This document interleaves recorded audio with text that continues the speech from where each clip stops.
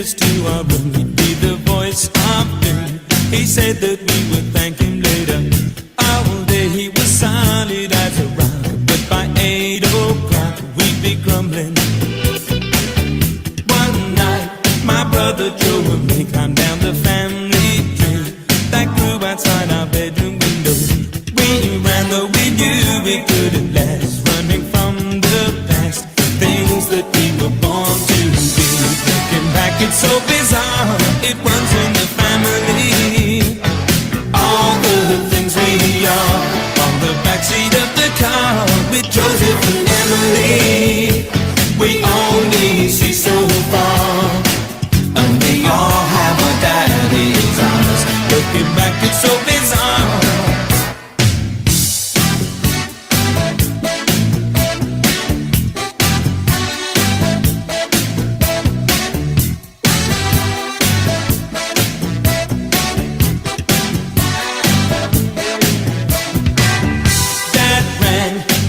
officer in charge, a man so large he barely fit his circumstances. He said 2 kids out on the street were picked up on the beat in the station. So there's me with Emily and Joe and Daddy driving home, all heading in the same direction. Ain't you, no matter what the breaks, we make the same mistakes. Couldn't take his eyes off Joe and me. Looking back, it's so bizarre, it runs in the family. All the things we are on the backseat of the car with Joseph and Emily. We only see so far, and we all have our daddy's eyes. Looking back, it's so bizarre, it runs in the family. All the things we are, looking back, it's so bizarre. Like a dream within a dream, we're somewhere in between. Like a drama plays its time, like a father, like a son. You're gonna have to face the music. Oh yeah, face the music. Hey, hey, we keep it running in the family. Hey, hey, we keep on coming in the family. Looking back, it's so bizarre, it runs in the family. All the things we are on the backseat of the car with Joseph and Emily. We only see so far, cause we all have our daddy's eyes. Looking back, it's so bizarre. Whoa, yeah, yeah. Running in the family.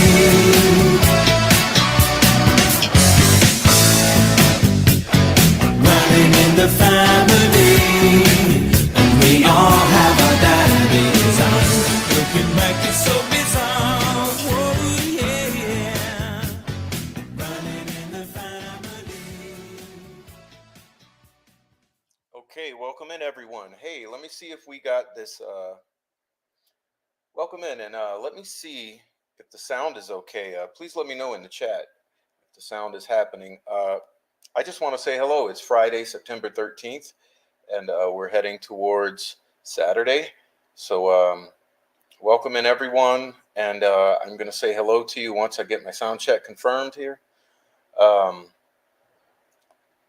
wanted to give Eye of the Light a little break tonight. So Eye of the Light has her break. And thank you to Level 42 for a somewhat interesting song there. Now, before we get into it, let me say hello to Noe Amos, Zero Cool, Fiend X, True Justice, Sandy D, Lisa, and Fur Baby Daddy. Nancy Drew 101 saying hello to everybody. All right, Granny D, Hansy Bay, Jojo, Cromley, Sunflower Soul, Foxy Lady. All right, everybody, welcome in. Welcome in. Anyone else here? Anyone else? Okay, Crystal Blue. What's up, Crystal Blue? Okay, so welcome in, everyone. If you're not in the chat yet, please join the chat. If you're lurking, join the chat. I expect that we'll have a good amount of haters here tonight. Haters, join the chat. It's friendly in the chat. So long as you're nice to each other, I'm happy with that. So we're going to look at some things. We're going to sort of have a two-part tonight. Okay, let's see. Now,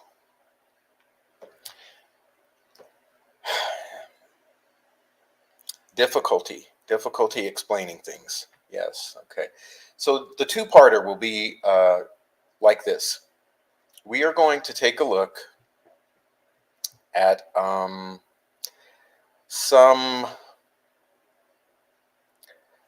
First half, some conflicts from law enforcement. Now, I know many of the hating lurkers will disagree with some of this, but this is the way I see it, and you're free to see it the way you see it. The way I see it, there's some major discrepancies and conflicts coming from the state of Indiana via law enforcement. Those things have to do with potential evidence in this case. And some of the things I'm going to touch on, major discrepancies, red flags, and questions, conflicts, are the sketches. Okay, we're going to be discussing sketches. And that naturally entails witnesses. We're going to be discussing vehicles, conflicts about descriptions of vehicles, and that naturally entails witnesses. And we're also going to be discussing phones. Now, all three of these, in any normal case, would be standard fare, free from conflict. If we had witnesses giving sketches, those sketches should match. Those sketches should be pertinent to the case, and there should not be a lot of confusion over the course of the years over sketches. Same with vehicles. It should be pretty clear if witnesses are describing multiple vehicles, the same vehicle, different vehicles, etc., etc. It should also be pretty clear, due to our current age and the availability of technology, of GPS, of geofencing, and that sort of thing, telephones should be pretty clear. And we're going to be getting into all of that tonight. So that's part one. Part two, we're going to be going into sort of a hodgepodge of documentation over the years. One of our least favorite YouTube alleged law enforcement officers like to say no one cares about documentation. Well, I disagree. Here, we do care about documentation, and so we're going to be looking at some documentation over the years from various individuals regarding some questions and anomalies in the case. So that's going to be sort of a hodgepodgey second half, and I'm glad that you are all here for it. I anticipate that you will be helping me here with the chat. I'd really like a lot of feedback in the chat tonight to help out here. So with that being said, let's jump into it. And anyone who will be joining the chat, please welcome them in. And anyone who's here now, please hit the like while we get started. So we're going to start off quickly going through a brief transcript of the testimony of your and my favorite doughboy, Lieutenant Jerry Holman, the Indiana State Police, giving testimony at a hearing on the motion in limine on August 1st, 2024. And that will be how we'll be getting started here, so that we can reference it and quickly go into some questions, okay? So this is what we're looking at.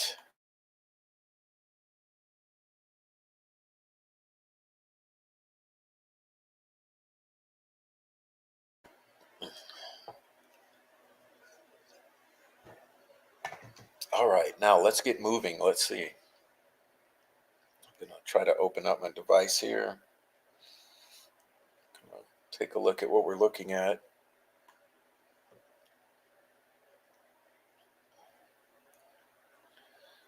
Okay, now we will be, let's see. There you go. All right. Here we go with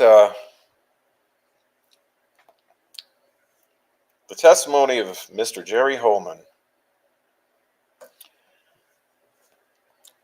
Court reporter says, "Can you move your microphone? I can't hear Andy, but I hear you too. Move the mic. Okay, sorry.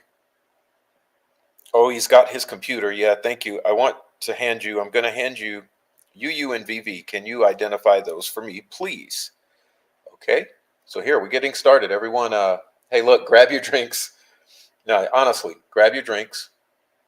Or if you smoke various things, grab your smokes. Now's the time to sit down and relax because it's going to be a long go. Sit down and relax. Enjoy yourself.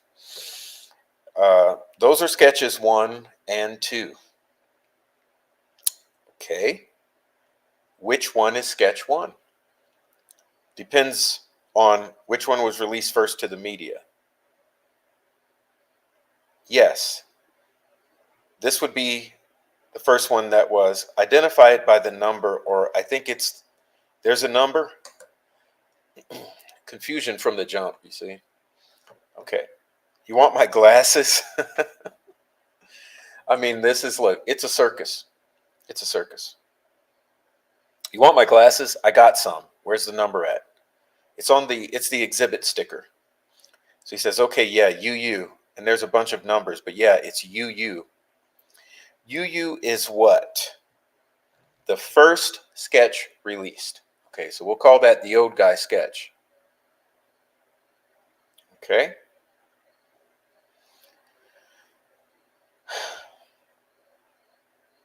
Yes. What we call sketch 1. Mm-hmm. And then VV would be the second sketch that we released. Okay, VV. That's what we call sketch 2, or the young guy sketch. Okay. So Baldwin, I move to admit UU and VV. No objection, Your Honor, says McClellan. The court says, okay, without objection, these are admitted. So defendants' exhibits UU and VV are admitted. And UU and VV, sketch 1 and 2, are the same guy? Okay. Yes. Okay, and can you see that? I do. Those are the same guy, right? Yes, says Jerry Holman. Same guy. Okay.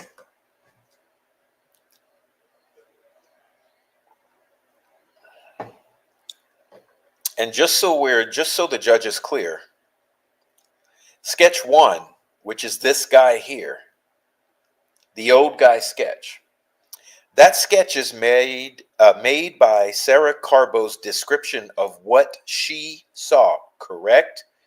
Yes. Okay. Keep that in mind. Keep that point in mind there. And sketch 2 is what Betsy Blair, the description she gave of the person she saw. Is that correct? Yes. Sketch 1 was the person that Sarah Carbo claims that she saw at around 4 o'clock. After you say the girls were murdered, correct? That is correct. Okay, so let's pause there. So is everyone on the same page here that Jerry Holman is testifying in court here that sketch 1, the old guy sketch,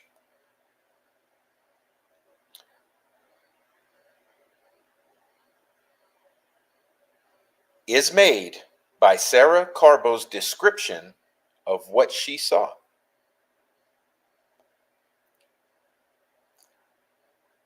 A person she saw around 4 o'clock. Then he continues.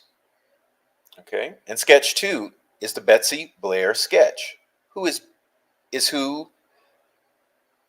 Betsy Blair described that she saw probably around 2 o'clock, give or take, before the girls were murdered, as you say, on the 13th, correct? Yes. Okay, so let's pause there again. So here we have a 2-hour gap, okay? We have the allegation that we are looking at an old guy sketch based upon the person that Sarah Carbo saw at 4 o'clock. We have a different sketch, the young guy sketch, based upon who Betsy Blair saw at 2 o'clock. Okay. And both of these guys, again, are the same guy, correct? Yes. And both of these guys in sketch 1 and 2 are this guy, Richard Allen, correct? Yes. Okay, let's pause. I would like to remind you that we're talking about a 2-hour time frame. This would place Richard Allen, for this to be true, which you're going to quickly see that it can't be, but for this to be true, Richard Allen would have to be there for 2 hours at a minimum, from 2 p.m. to 4 p.m. Okay?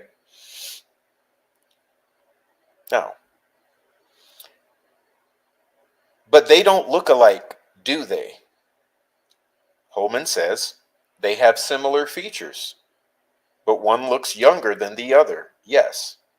Yes, maybe 20 years younger. So 20 years younger, 2 hours apart. So keep that in mind. Please keep it in mind.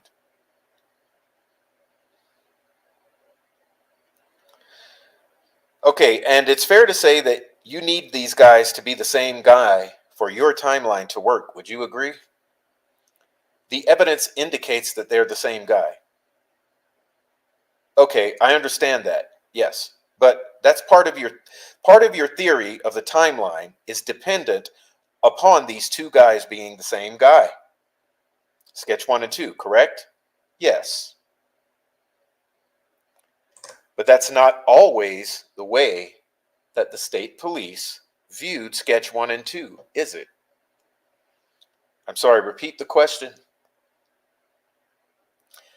The state police didn't always view sketch 1 and sketch 2 as the same guy, did they? I've always viewed them as the same guy, yes. Interesting, isn't that? Isn't that an interesting answer or response? The question wasn't, have you always regarded them as the same guy? The question was the state police. So let's repeat line number 3 here. The state police didn't always view sketch 1 and sketch 2 as the same guy, did they? I've always viewed them as the same guy, yes. Okay, so let's back up then. Let's back up. Please go to line 17 here. Look, it's pretty much in the lower third of your page, line 17. Okay, and it's fair to say that you need these guys to be the same guy for your timeline to work. Would you agree? The evidence indicates that they're the same guy. I understand that, yes, but that part of your theory of the timeline is dependent upon these guys being the same guy, sketch 1 and 2, even though they look 20 years apart and they're 2 hours apart. All right, now let's continue. Okay, now we're at line number 6 here. Please look at line number 6. Handing you what's been marked as Defendant's Exhibit WW, which is an Indiana State Police. It's called an email update. I think there was also a press release sent out. Would you review that, please? Sure. Tell me when you're done. I'm done. I'm finished, sir. Thank you. This is a press release talking about sketch 1 and 2, right? Yes. And it says, quote, "It's important to distinguish these points about the two sketches. The first bullet point, they are not the same person." Correct? Okay. That's what it says. Okay, number 2, bullet point number 2. The person depicted in the originally released sketch is not presently a person of interest in this investigation. Correct? Yes. Bullet point number 3. The sketch released on April 22nd. McClellan, Judge, I'm going to object at this point. Of course you would, dude. If he wants to admit it, he can admit it. The court can review it. I'll admit it. All right. No objection, Judge. All right. I'll show WW admitted. Okay. Now, let's pause. Okay, please bear with me. Tonight will not be an easy show. Okay, there's a lot, and just bear with me. I know you're able to, because you have the chat to keep you company while I scramble for documents on this screen. But please allow me to show this to you. All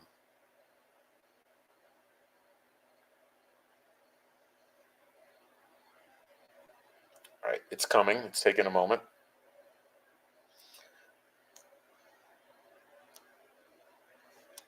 Let me say hello to those new people who are coming in while this loads.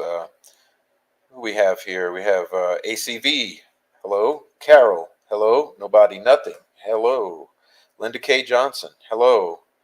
And hey, anyone else I may have missed? Hello to you guys. All right. So it's ready here. Okay. Open. Now we're going to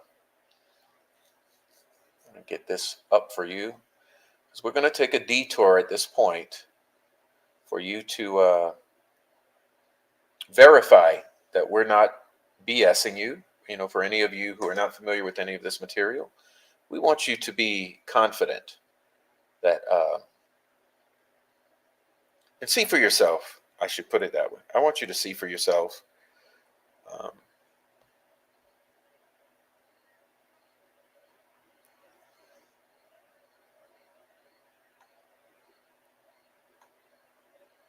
Okay, there we go. Now take a look. This is that press release. Now I've naturally modified it a little bit. I've put some marks on it just to be sort of a pain, a jerk, to highlight some things, and to be a little on the snarky side.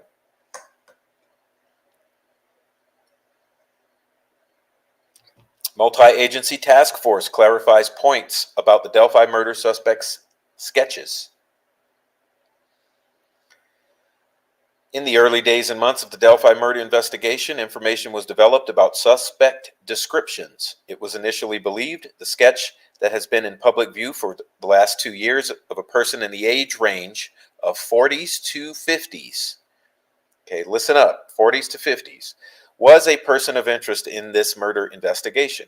Now, as the investigation has matured and past information has been reassessed, it is the belief of investigators with the multi-agency task force that the person depicted in the sketch released on April 22nd, 2019, more accurately represents the person wanted for the murders of Abigail Williams and Liberty German.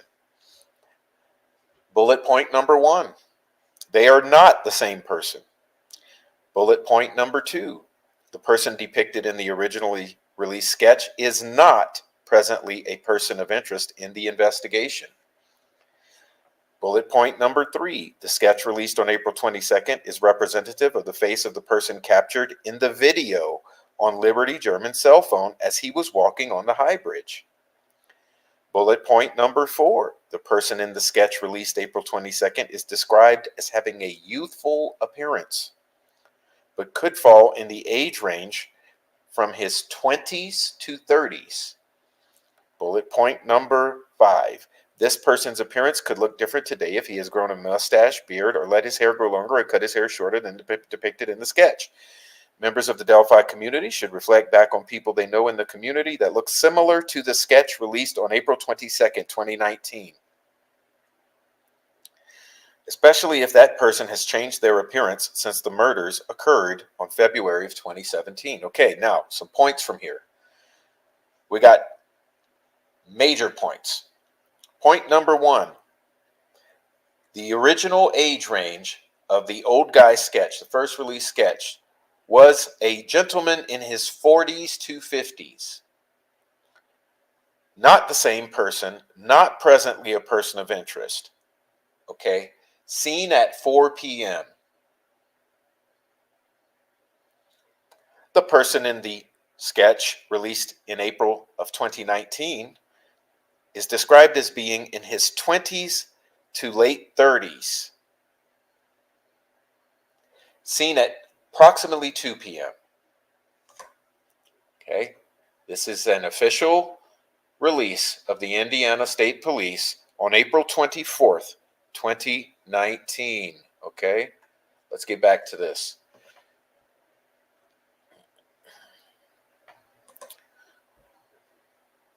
Detective Holman, the state police, while they're looking for the person that killed, or people that killed Abigail Williams and Liberty German, they thought sketch number 1 and 2 were two different people. I think there was some confusion. What? Hold on, we'll pause again. Let me ask you, ladies and gentlemen, how could there be confusion when this was released 2 days later as a point of clarification? See, multi-agency task force clarifies points about the Delphi murder suspect sketches. This is not confusion. Okay, like you know what the confusion is? This is the confusion right here. Line number 12. Okay? Naturally, objection, Judge. It calls for him to speculate on what the ISP thought. He can testify as to what he thinks, but again, the document speaks for itself, Judge. Sustained. Okay, well then maybe we should get Doug Carter on the stand to answer for this document. Okay?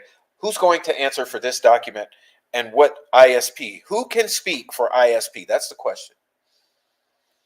If Jerry Holman cannot speak for what ISP thought, who can speak for what ISP thought? That's my question.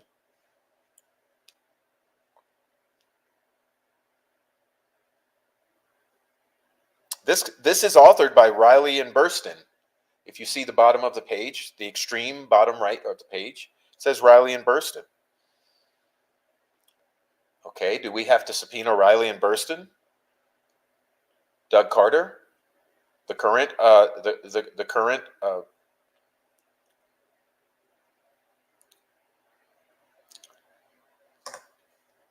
officer who's in charge of press relations? Who do we have to get to explain this document on the stand? Because the way that it appears and it explains itself, it's a point of clarification released 2 days later because the press conference 2 days prior confused a lot of people. Okay, so let's get back to Holman gaslighting the entire American people and the entire world. Okay. All right, so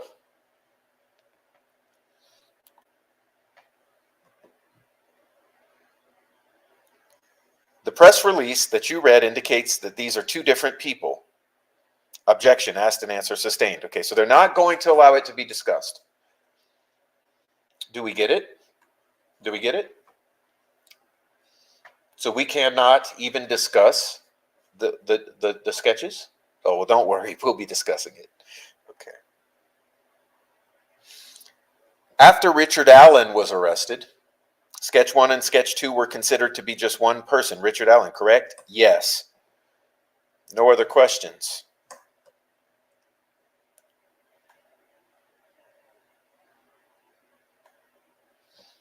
Okay. Cross-examination, questions by McClelland. Okay, here we go with the gaslight, so prepare yourselves.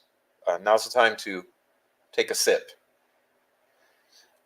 Lieutenant Holman, sketches, are they a tool that law enforcement uses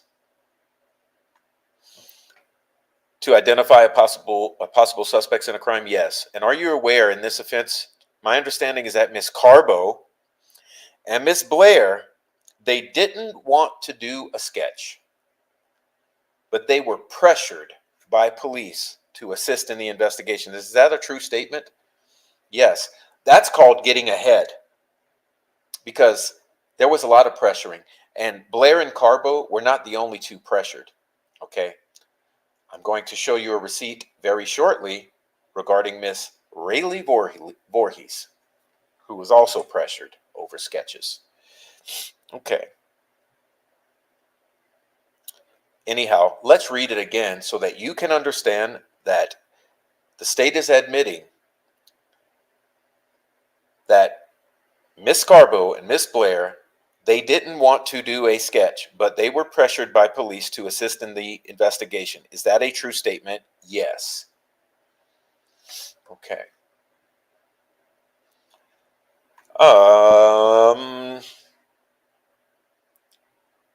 And the timeline.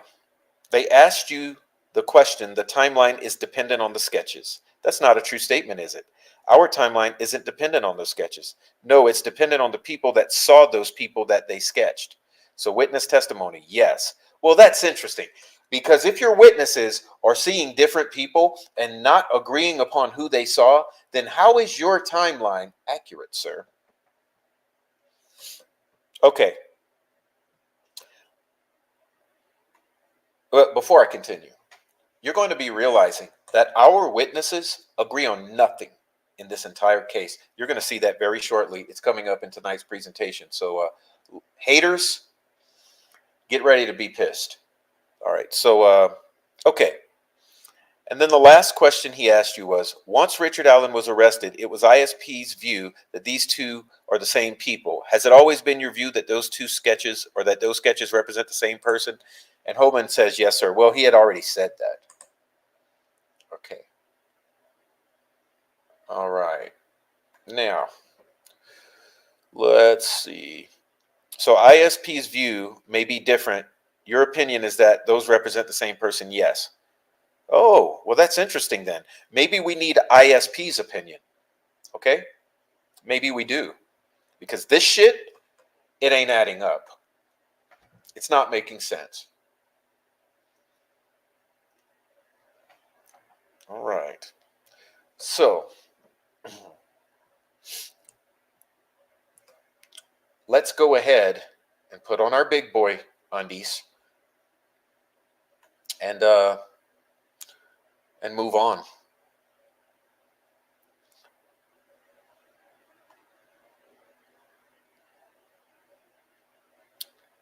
I'm going to play a video. I knew the girls were missing the day before. And I can tell you, I at least, and I think most people thought, oh, well, you know, they're hanging out with friends, they've had a fight with mom. No such thing happened, don't misunderstand me, but we didn't think much about it. And when the next day, when their bodies were found, it was shocking to everybody. It was certainly shocking to me because in Carroll County, such a crime was unprecedented. You know, people kill each other sometimes, but generally it's a crime of passion. It's about boyfriends, girlfriends, husband, wives, or some emotional dispute.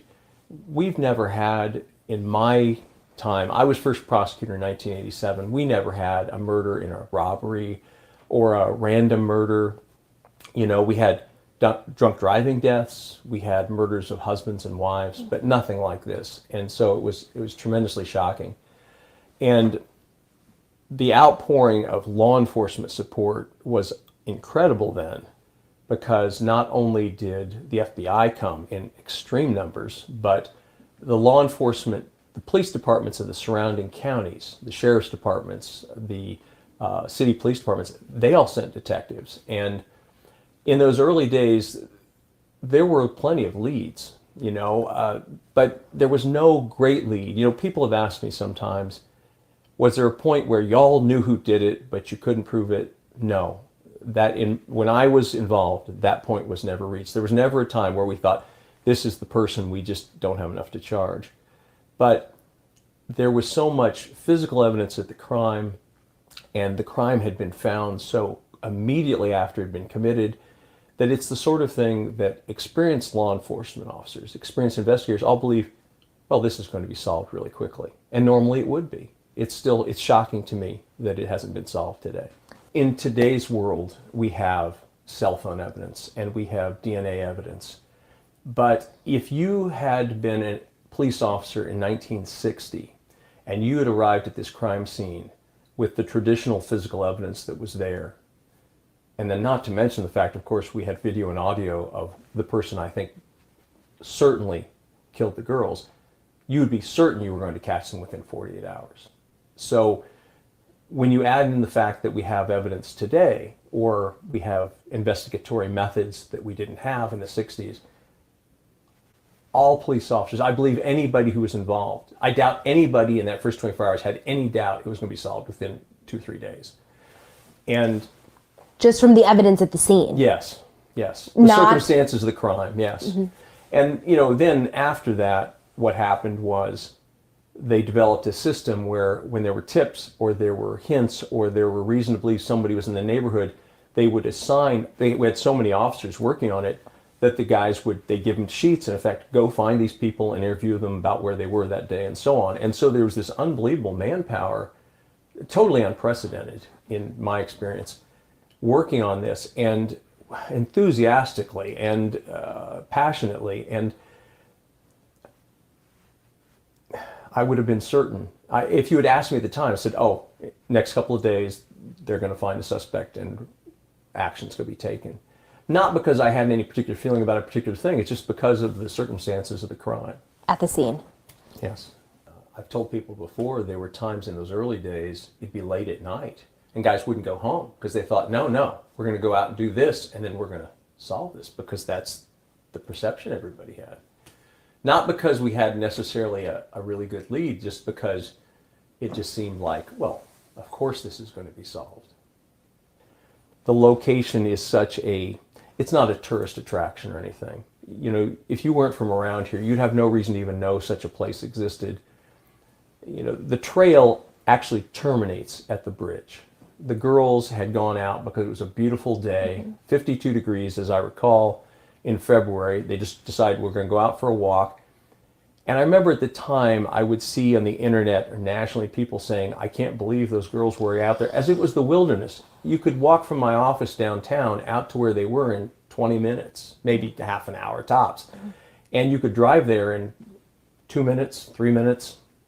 And so it was just on the edge of town. In fact, there were houses. In fact, where the crime scene is, there's a house up on a hill that can actually look down. The backyard can look down and see that house.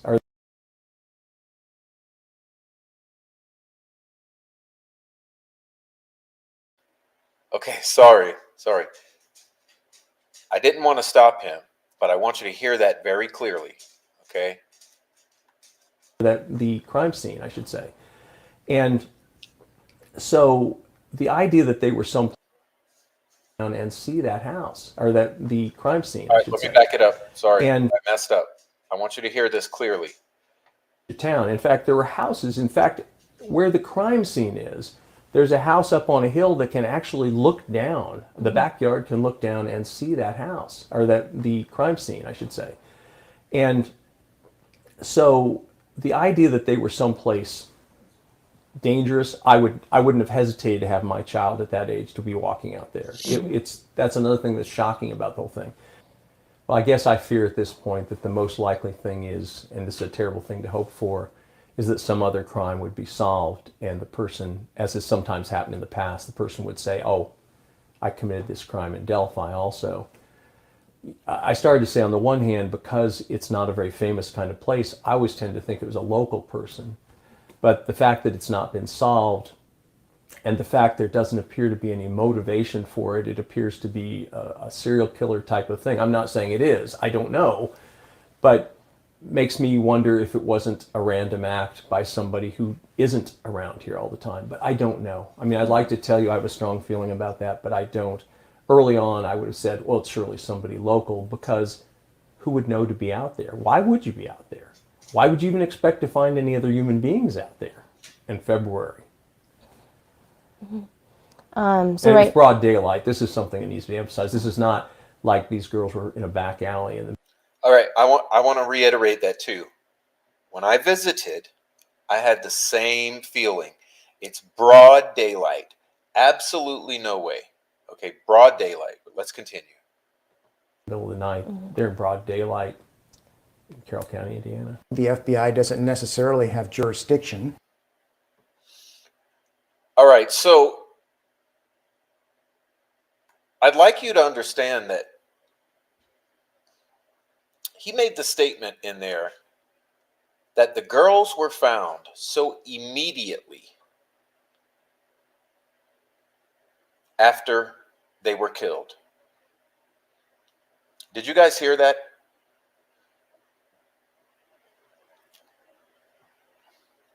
The girls were found so immediately after they were killed. That he thought it would be solved very quickly. Okay, so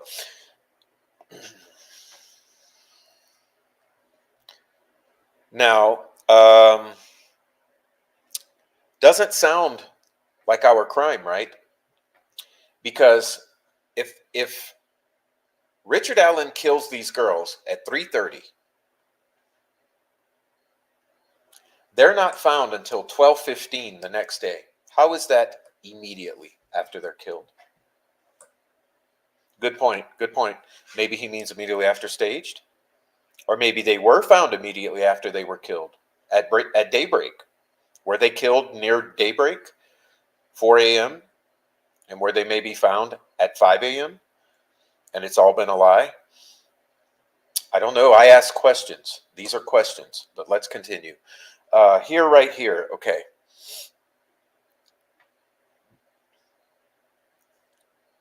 Yeah, he says immediately. Because they were found so immediately after they were killed. What does that mean, Robert Ives? Yeah, can he be deposed? Can he be deposed, please?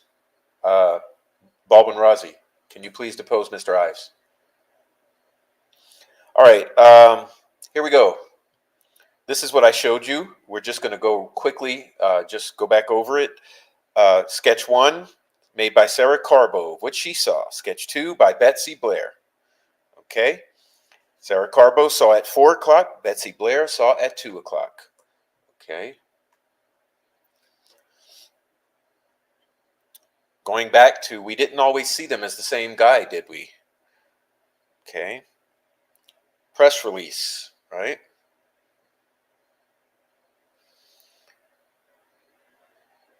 Two people. So all of these points I just highlighted for you here. These are the important sections, but that's what we just read through. Okay.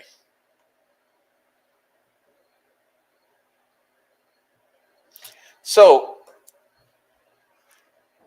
I started to think about this, is the best way I could put it. Okay. I started to think about this.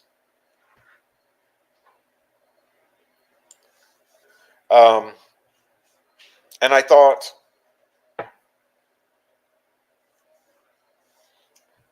you know what? If my memory serves me correctly, that wasn't always the story, was it? So we'll get back to that. This one here says,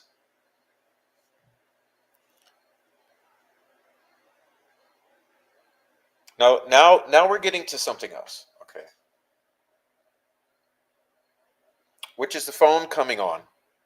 4:33 a.m. 4:33 a.m. Who turned the phone on at 4:33 a.m.? I believe the phone was still on. I think there's some conflicting reports on whether when it actually the battery died, and I think there's some confusion on the pings. The pings will still go, so I think the phone was still on. It's just there's some confusion on that. Then it actually went blah blah blah blah gobbledygook. See, right now they're having to explain a lot about the phone. Who have you talked about? Who have you talked to about the phone turning on at 4:33 a.m.? I just heard about that recently, was discovered in the new software that they used. Before that, we were told it was the phone went off, I believe, at 5 p.m. that day. But now I think there's some new technology that shows it was on. I knew about it last fall. Did you think the new software came out before or after last fall? Are you talking about? I don't recall. So you did not know about 4:33 a.m. on the 14th. On the 14th, that the phone turned on. That the phone turned on at 4:33 a.m. You didn't know about that last fall. Is that correct? No, I don't. Okay, so question. Phone. Okay.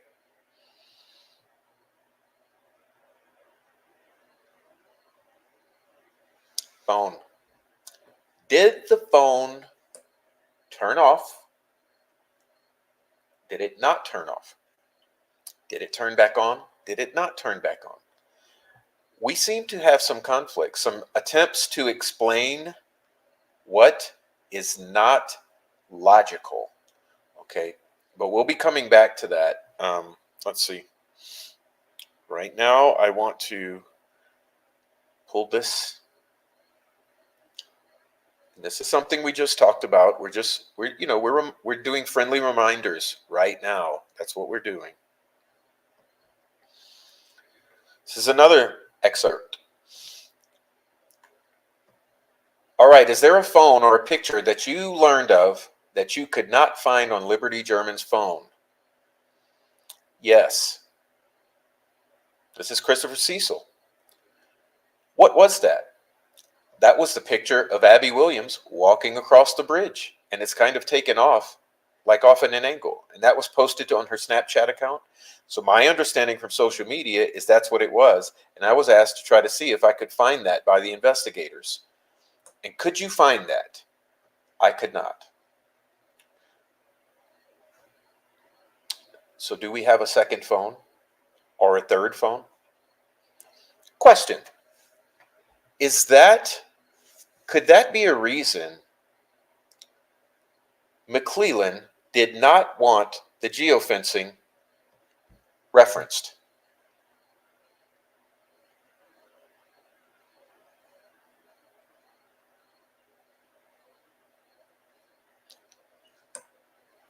Surely the Snapchat had to come from a phone. Did it not? Okay. Had to be another phone because it's not on Liberty's phone. So the question is there another phone that uploaded that photo to Snapchat? Anyway, conflicts about phones, okay? Conflicts about phones. What we have right now is not looking good. It's not looking good. We got conflicts about the phone that is there at the crime scene. The phone that Liberty had, we don't even know if it was her phone. Okay. We know there's a phone that Liberty had that's under poor Abby.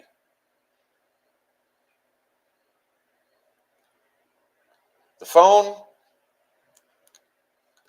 possibly powers off at 5:30 or so. Possibly powers back on at 4:30 a.m. or so. Now we're suspecting there's another phone that uploads the Abby Snapchat. Where's that phone? Where are the other phones that are floating around this area? Would you not want to know which phones are floating around the area when these victimizations are happening? Would you not want to? I mean, wouldn't it be pertinent to show a jury everything that happened?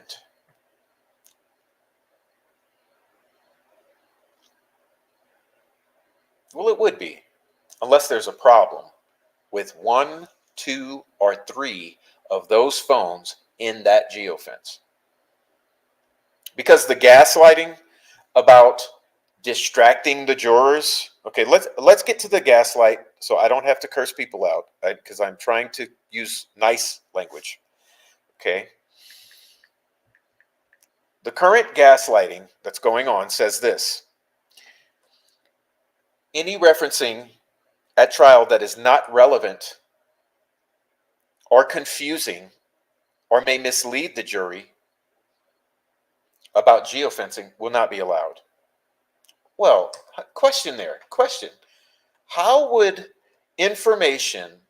factual information about 3 phones floating around the crime scene at the time the victims are being victimized, allegedly, how would that confuse, mislead, or be not relevant to the jury? Surely they must be intelligent individuals to be able to decide the life or death or fate of another adult human being. So surely if they receive factual information that paints a picture about what's happening in the area that these victims are victimized, if it's irrelevant, they can surely discount it.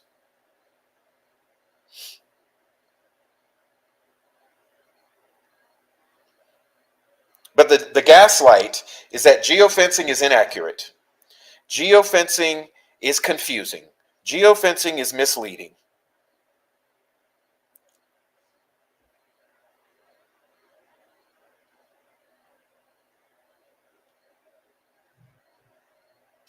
Uh, that's false. Okay. We believe that the geofencing shows something you don't want the public to know. Therefore, you're willing to hide it from the jury.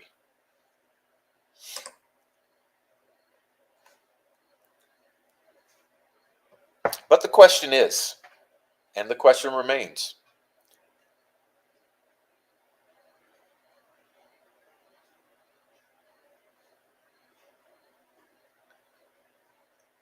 which phone uploaded the Abby Snapchat? Is that phone one of the 3 floating around the crime scene?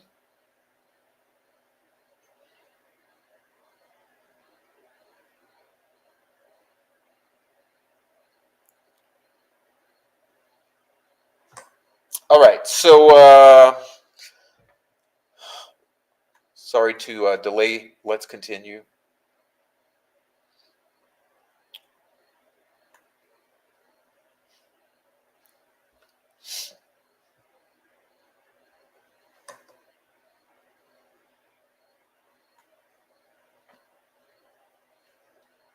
Check the interview of Holman with Alexis McAdams. Oh, I think I will.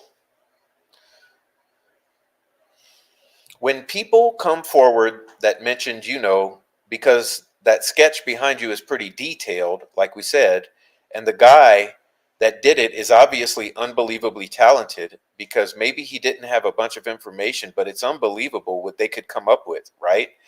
And make it into this composite sketch that could end up helping crack the case. This is referencing the old guy sketch. Sketch number 1 that we just heard was from Sarah Carbo, right? At 4 p.m., right? Let's continue. Holman answers, well, that's a good question. It's actually compiled. It's not just from one person. Hold on. I thought it was from Sarah Carbo, Mr. Holman, at 4 p.m.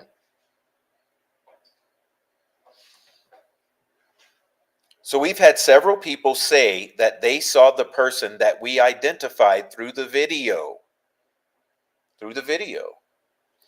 and that we obtained off Liberty's phone. Or perhaps I should phrase it as the phone that Liberty happened to possess at the time that she was killed. And we put that out, so once people saw that photo, then they said, oh, I saw that guy. We have to determine, is that the guy they saw first of all? And if it is, then let's work together. So we're getting calls that night and throughout the last couple months. Some people don't watch the news. Some people don't really follow what's going on. Some of them were sooner than later. But then we took our time with that. We interviewed. The composite drawing itself took probably 2.5 to 3 weeks, because we wanted to make sure ourselves that it was exactly right, that the people had recalled that. So we have been, I think, getting better tips. Obviously, the first photo is pretty hard to see, and he's talking about the bridge guy photo.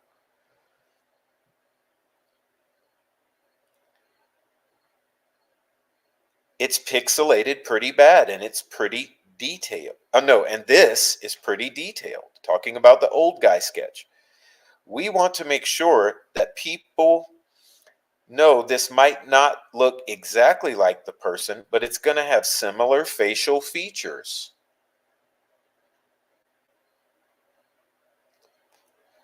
So this is just what the person or persons that we've interviewed over the last several months believes this is what the guy looked like. There's 4 of us in this room right now. If somebody walked into this room for 30 seconds and left, we'd all have different drawings. But I think the facial features and the major identifiers, we would all get right.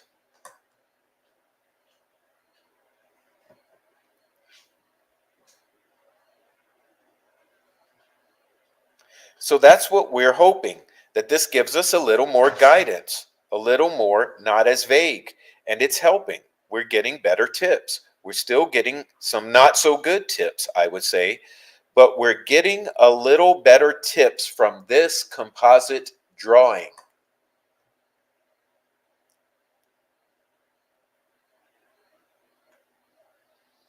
So, wait up, Holman.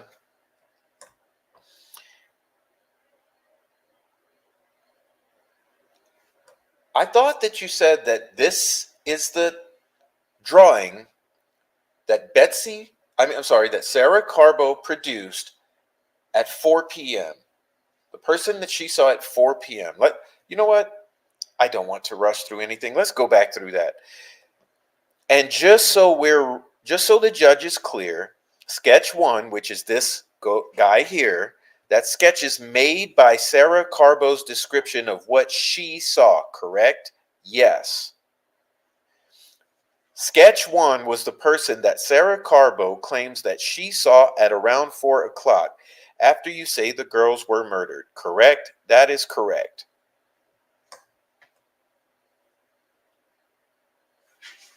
So I don't want to beat a dead horse here.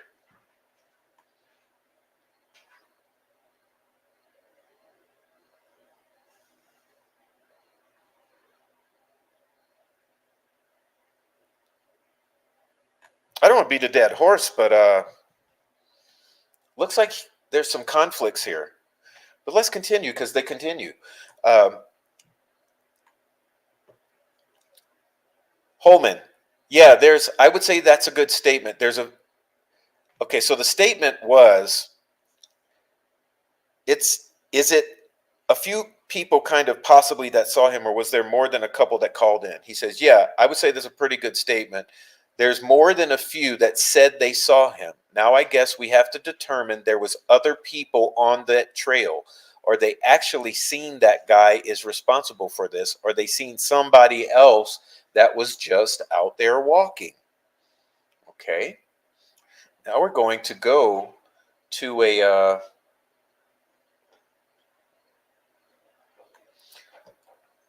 August 14th, 2017.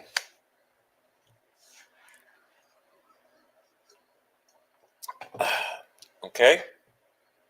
Alexis McAdams writes this article. Okay. She says, for Fox 59, 6 months into the search for the killer of Abby Williams and Libby German, we are learning new information about the evidence police are using to track down the subject. It takes a lot of time, and we want to be very thorough and make sure that all I's dotted and T's crossed. This is a tough case, says ISP First Sergeant Jerry Holman. This is a case the ISP Lafayette District Investigative Commander has worked every day for the past 6 months. We are getting closer every day. I know that is cliche, but we are, said Doughboy Holman. Dozens of state, local, and federal agencies are still working around the clock to track down the man they believe killed Abby and Libby while the girls were out on a walk at the Delphi Historic Trails in February. We are stronger than ever. We are getting more people involved, so I think the time is coming, said Holman.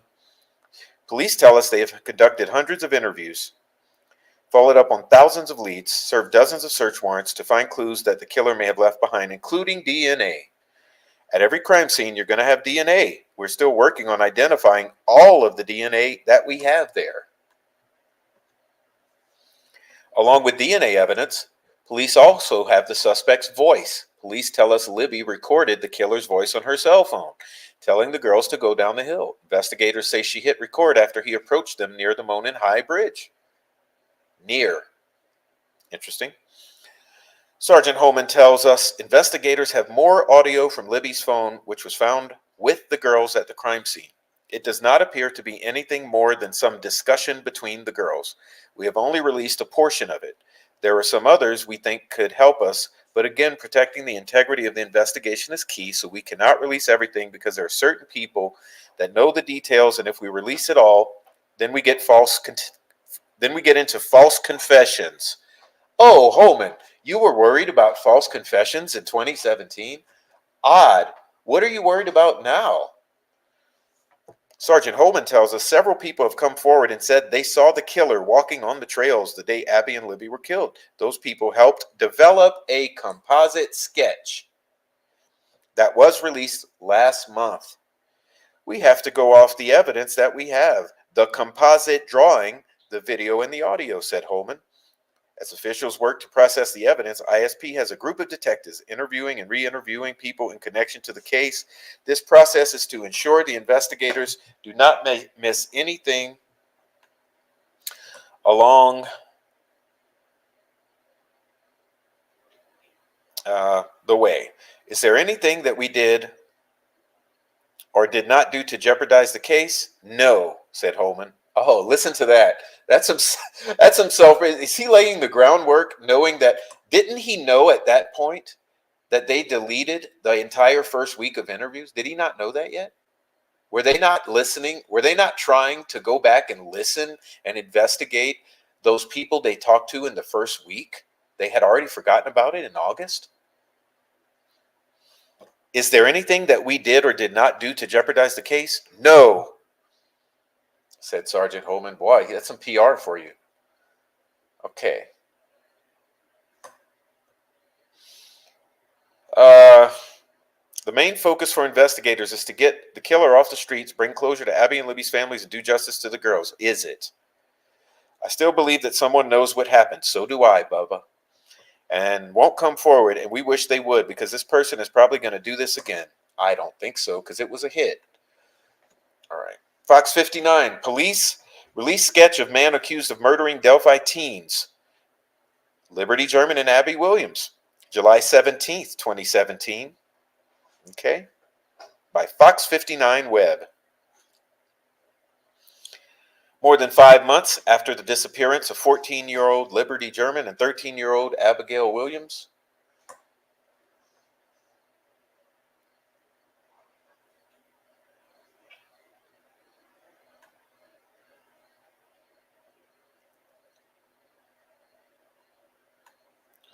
state police released a composite sketch of the suspect in the Delphi murders investigation. Oh, there's that word again, composite sketch, not Sarah Carbo's sketch at 4 p.m.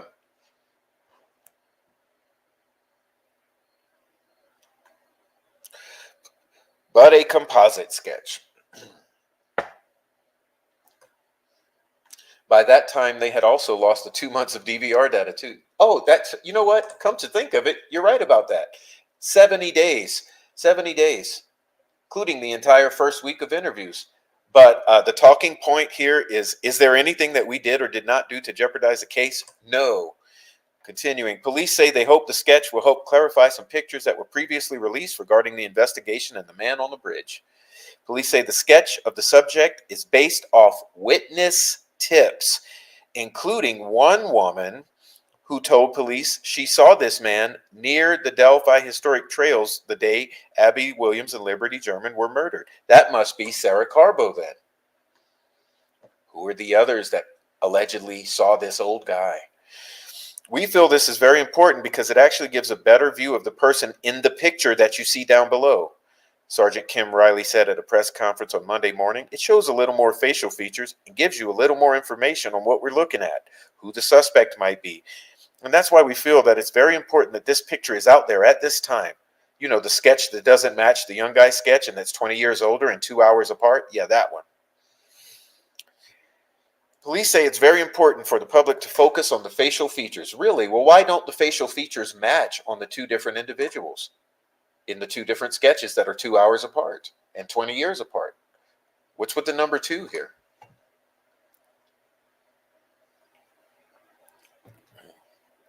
Now, remember, back in the day, this is what you'd see. That face next to that image. Well, I advise you, go ahead home and go to the FBI or the ISP Delphi Murders website, and you know what you're going to see? You're going to see that young guy sketch 2 hours earlier, 20 years younger, with no facial hair. So if it's the facial features we're looking at that's supposed to match that old guy with that bulky body that we're looking at on that bridge, how does it ever make sense? Police say the person depicted in the composite sketch, there's that word again, is described as a white male between 5'6" to 5'10". Really? Really? Not 5'2" to 5'4", but 5'6" to 5'10", weighing 180 to 220 pounds with reddish brown hair. Really? Reddish brown. The eye color is unknown, but according to one witness, allegedly Betsy Blair, his eyes are not blue. Additionally, this sketch depicts a hat that may not be accurate. We've got the information out there, the pictures out there. Now we've got this composite that we feel is the same person, and we just want to make sure that people realize this picture is this person, Riley said. According to police, there were no arrests at this time, and Riley could not comment as to whether they are close to making an arrest. But he assured everyone that this is not a cold case, and they are still getting around 5 to 10 tips every day. We've always felt that we're going to solve this case, Riley said. Since releasing the sketch on Monday, Sergeant Riley said they've received 500 new tips in the case. The investigation into the murder of German and Williams began February 13th when family members reported them missing. Their bodies were found near the Delphi Historic Trails on February 14th. Police later released a photo of a man walking on the bridge and a recording of a suspect saying down the hill.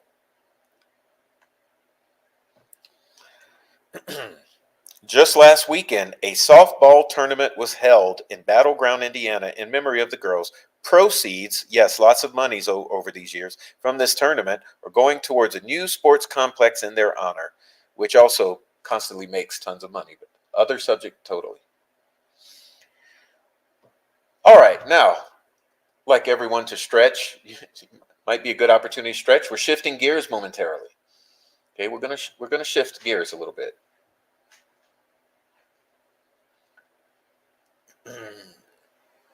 All right, we're gonna switch gears a little bit.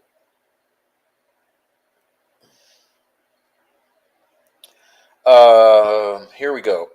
So, here's what I said earlier in the show, that we're going to look at multiple conflicts. This right here. Now look, hey, I'm nobody.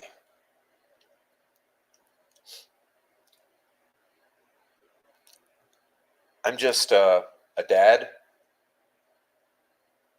a musician, a friend to many. I don't wear a badge. I don't get a paycheck for shuffling papers in any law enforcement office. This is strictly my nobody opinion. But here's my opinion.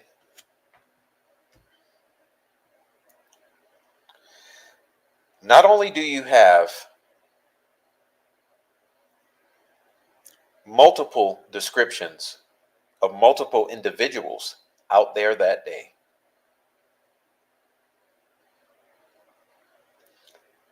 you have what appear to be multiple phones.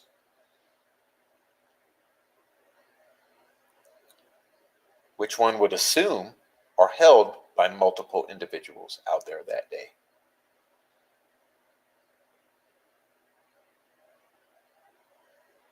And it seems as if law enforcement wants you to believe that all of these multiples are actually a single thing, and that's Richard Allen.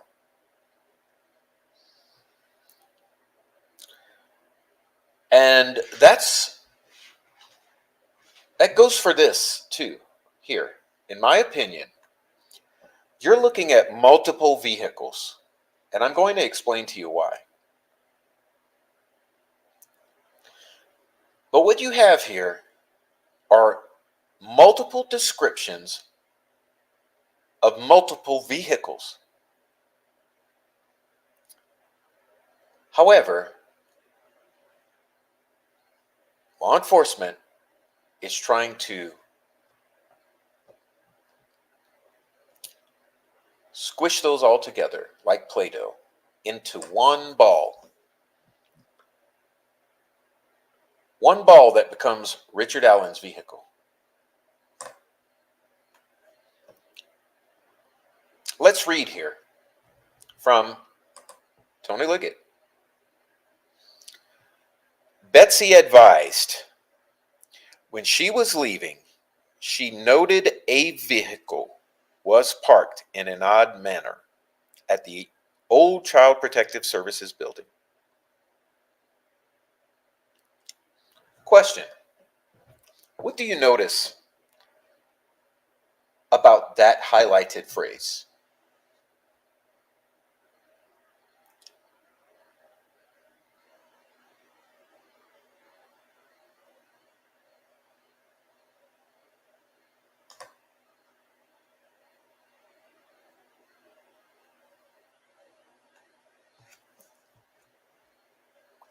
I'll tell you what I notice. I notice there's no description of the vehicle. It's merely referenced as a vehicle.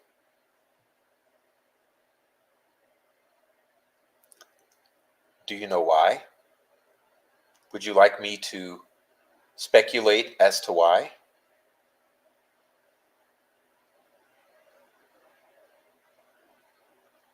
I speculate that it's because she described seeing a 1965 Mercury Comet, a vehicle extremely similar to one that her father owned, with very sharp angles.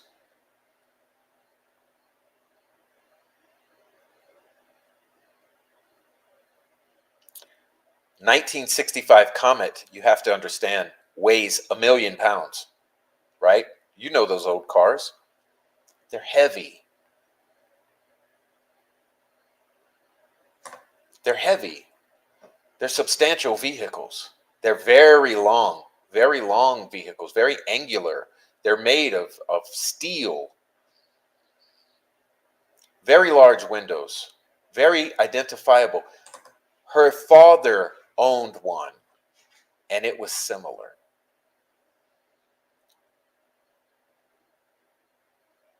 But conveniently,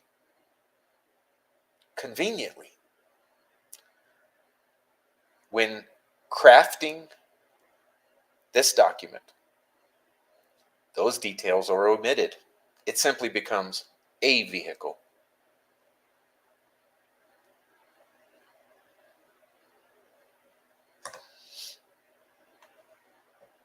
Let's continue. Investigators received a tip from Terry Wilson in which he stated he was on his way to Delphi on State Road 25 around 2:10 p.m. on February 13th, 2017. He observed a purple PT Cruiser, or a small SUV type vehicle.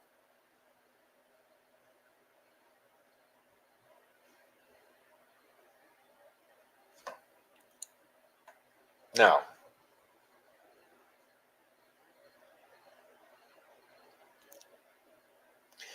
do you believe that a purple PT Cruiser, or perhaps a similar looking small SUV, would at all resemble a 1965 Mercury Comet?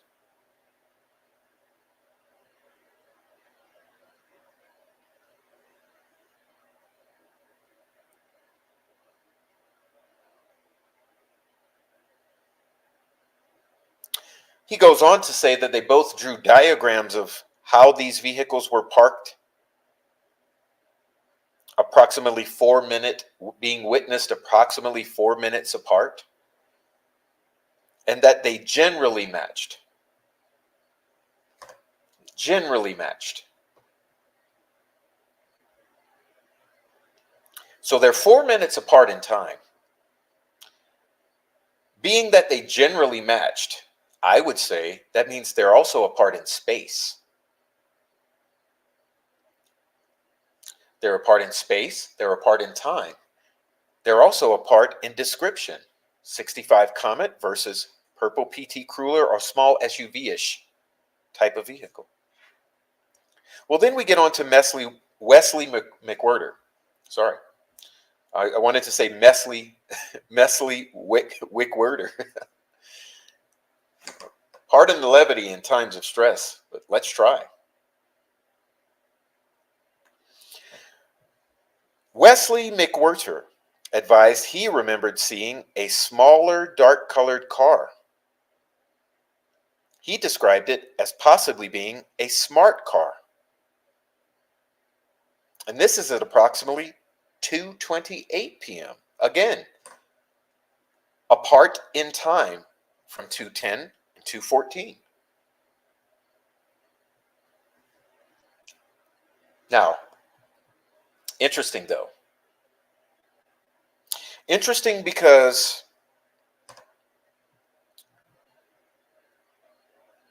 Tony Liggett in this intentionally omits the description of Betsy Blair, saying that it's a 1965 looking Comet vehicle. He then morphs these three descriptions into one vehicle, and that's a fourth vehicle. Yes, fourth. Which is Richard Allen's vehicle. So now we have potentially four vehicles. And just as an aside, if you look here at the bottom of the page, you'll see that this is where he also inserted the word muddy and bloody. He inserted that word bloody there. Yeah. And he inserted this word blue. If you look at the bottom, the sentence at the bottom, he inserted the word blue and he inserted the word bloody. So is it any wonder that he would have omitted and morphed all of these three vehicles potentially into a fourth? Okay. Now, there's something else though. It gets even better, y'all. Because look, we have a fifth. We have a fifth now. Aaron LaFon says,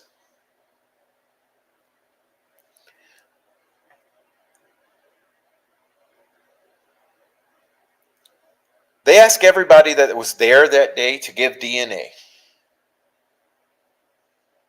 Okay? Like a few days after the murders. That was like 2 years ago too. They kept telling me somebody seen my motorcycle parked by the CPS building at like 3-something. It wasn't me, and I didn't see any other motorcycles when I left. Okay. So now we have 2:14. Betsy Blair sees a Mercury Comet. 2:10, Terry Wilson sees a purple PT Cruiser or small SUV type vehicle. 2:28, Wesley McWhirter sees something like a smart car, a dark colored smart car. 3-something, someone seen, quote unquote, a motorcycle.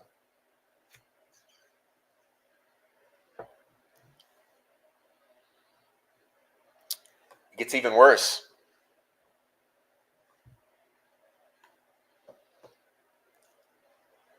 You may remember 2 other vehicles, both trucks.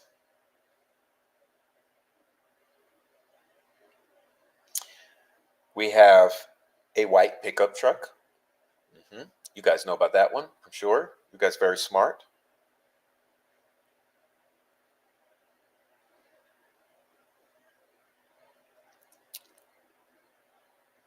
We have a report of an abandoned vehicle.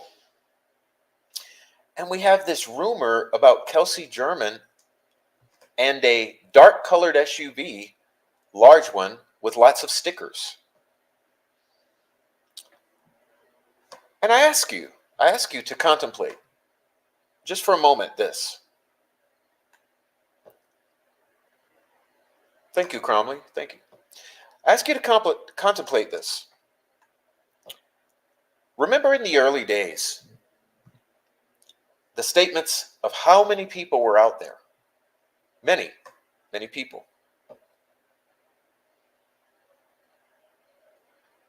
Well, I would ask you this. If there were many people, wouldn't you expect to see many vehicles? Does it maybe start to make sense that there may have been many vehicles?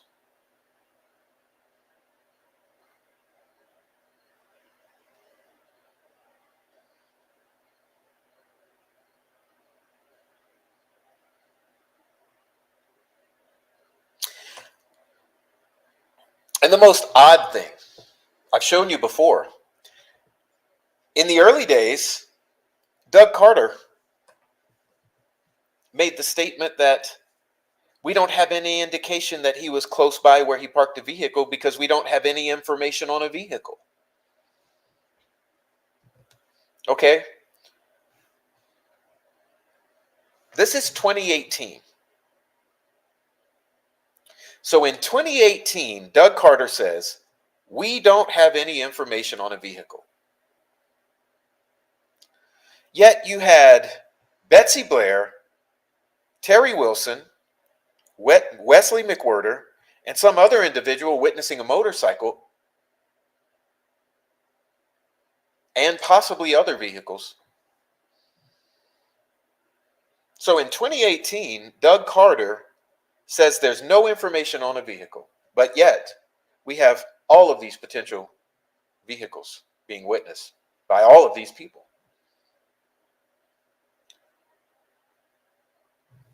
Well, we also know that then years later, you have Kagan Klein make the statement that he was in a vehicle at the cemetery.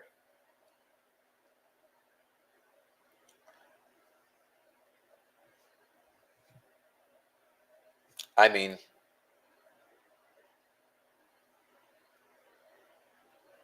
so we have conflicts about the sketches. We have conflicts about the phones. And now we have conflicts about the vehicles. And I don't mean small, nothing burger conflicts. I mean major conflicts.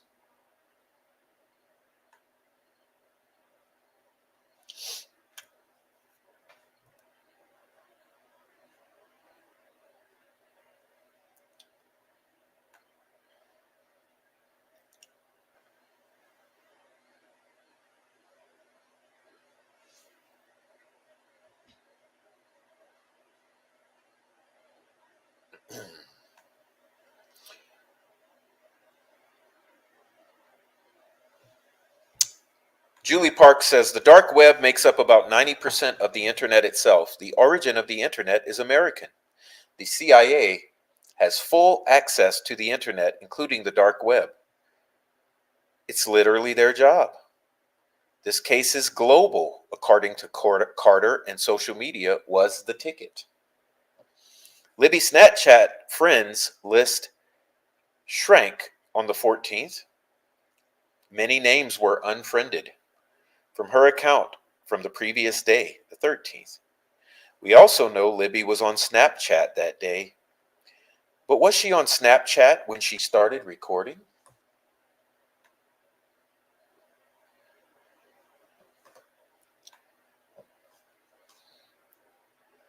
Everyone in the beginning directly lied about a social media connection. This case made it to the desk of the head of the FBI, James Comey, twice in 2 months. Why? Wasn't there a response the first time? What about the second time? And ultimately, the FBI was removed from the case. What the fuck?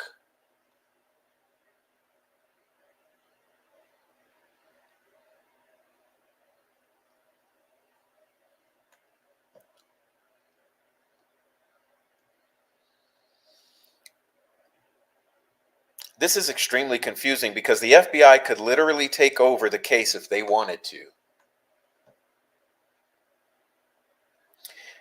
It fits the criteria for a federal investigation, crimes against children and our cybercrimes. Yeah, what about the UBO Act? Wasn't that involved? Didn't Doug Carter go to France over that? Obviously, it crosses state lines. Obviously, they are still scanning the internet regarding Delphi.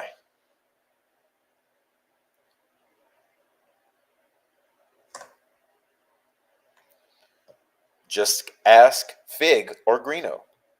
There were many details released in the beginning by the locals. It was all over social media. Everywhere you looked, there was info. But now there's nothing, not even in the comment sections. Nothing. Nothing from 2017 or 2018. It's all been scrubbed. The dolls were a big thing, and I cannot find one story or one comment about the dolls. This is an extreme amount of content to be scrubbed. But how did they know of every comment or every story in order to delete it?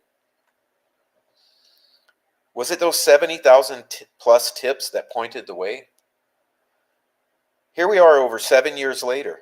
Still nothing from local, state, and government officials. I would say that I need a break and a good night's sleep, but reality proves different because here I am typing my thoughts once again. Why does this case have such a hold on me when I don't even live in Indiana or know anyone from Indiana? I pray this trial happens on May 13th, but even then it won't be over. Godspeed.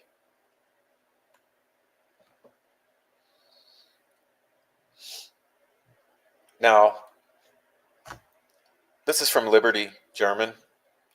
Happy Father's Day to the one man that will always have my heart no matter what.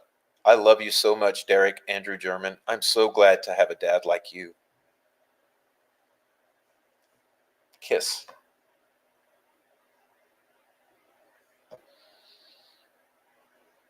She loved her father. Liberty loved her father.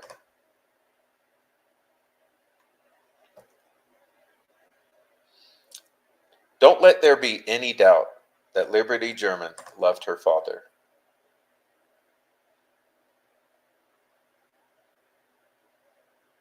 Derek, we know that Liberty loved you.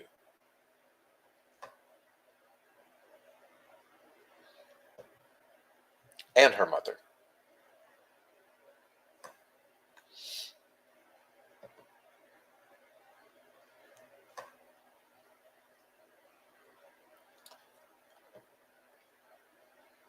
But this is where it's worth going back and finding all that's been scrubbed, ladies and gentlemen.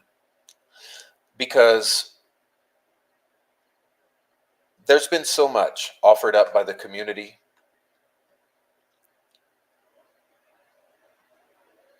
I think it's very important that we not forget what's already been understood for years. Because there seems to be this epidemic right now to forget, wipe the slate clean, forget about everything, and only look at this PCA for Richard Allen, and only look at these filings for Richard Allen, and only discuss whether there's guilt on the part or innocence on the part of Richard Allen. We've made this all about Richard Allen.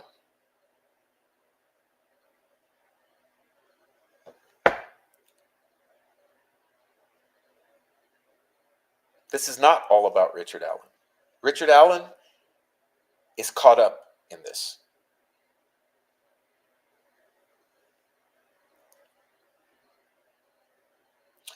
It's not even a serial killer. It's a biker family getting back at one another by following their kids and then doing whatever they had done to them to take their lives. Are you serious?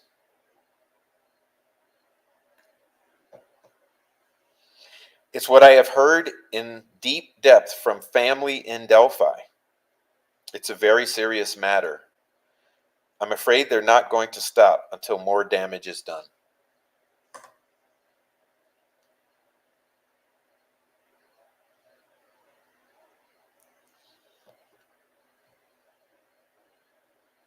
It's a biker family getting back at one another. In 2014 and 2015, Derek German was arrested and convicted of multiple counts of manufacturing and distribution of methamphetamine. This is hardly his first offense, too. Well, after being labeled a residivious criminal by the courts, he took a plea that saw him cooperate with the DEA, FBI, and ISP. Instead of getting 20 years, he got a mere 1,100 days.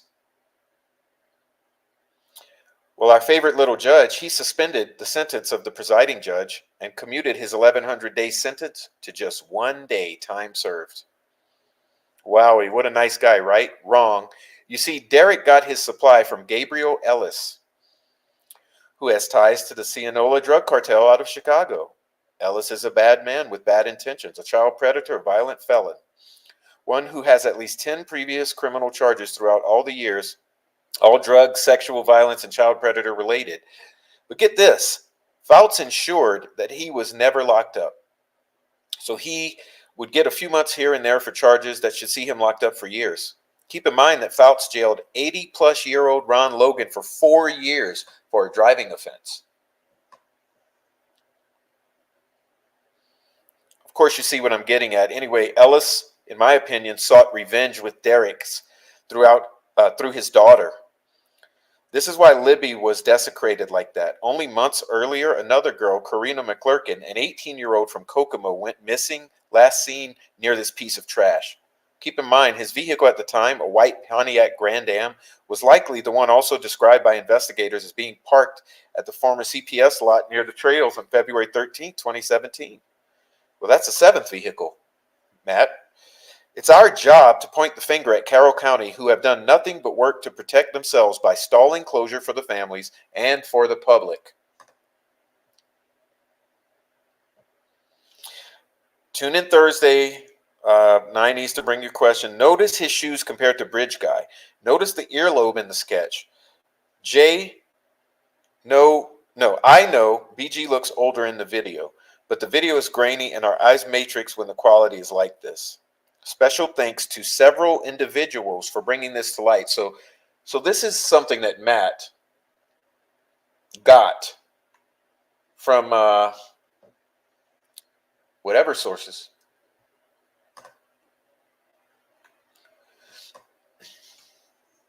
Four pit bulls for America. I'm not ashamed to admit I served for Lank and Derek for years, and many of us got pseudo. He meant smurfed, okay? He means smurfed. Not ashamed to admit I smurfed for Lank and Derek for years, and many of us got pseudoephedrine from CVS in Delphi. And I stopped spinning, cut the bullshit.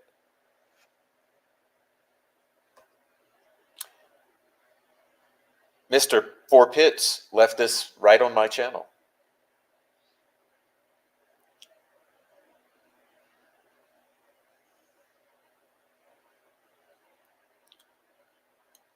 Smurfing for Lank and Derek, getting pseudoephedrine from CVS. Wow, that sounds a little familiar, doesn't it?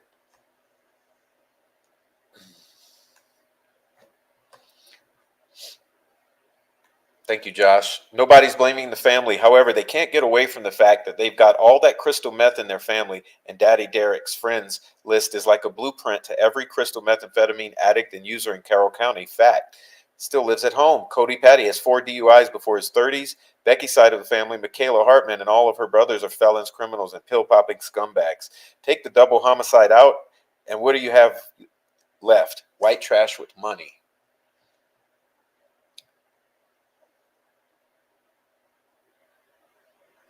So let me ask you a question. These two photos you're looking at,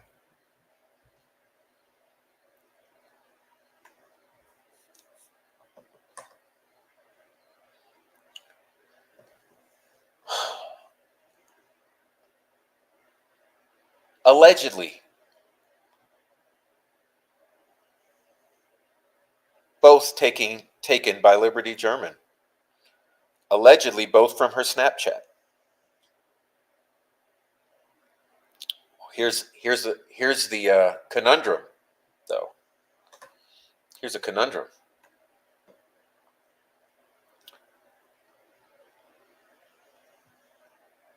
Only one of those is on her phone. The other has to come from another phone.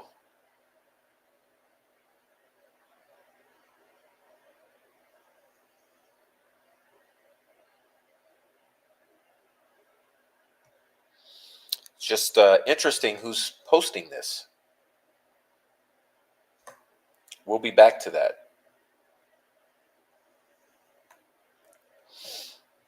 Now, take note of this, because we're going to talk about psychological operations.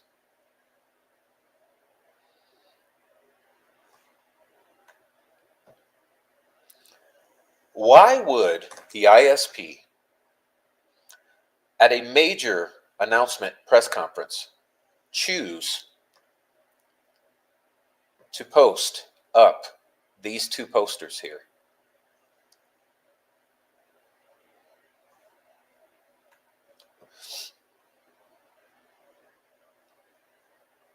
Why would law enforcement decide that the empty bridge, now go back and look at it, okay? Empty bridge that the victim posted should be placed up right next to the new sketch they were disclosing that's 20 years younger, 2 hours earlier.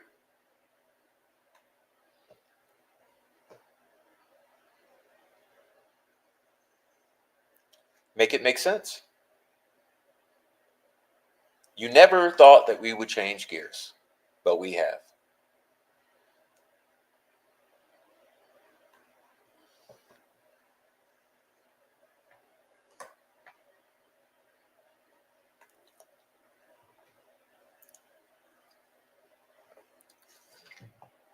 Josh Lank, both found dead in a cabin around 12:30 today. Jessica Nicole Babcock, oh my God, I am so sorry.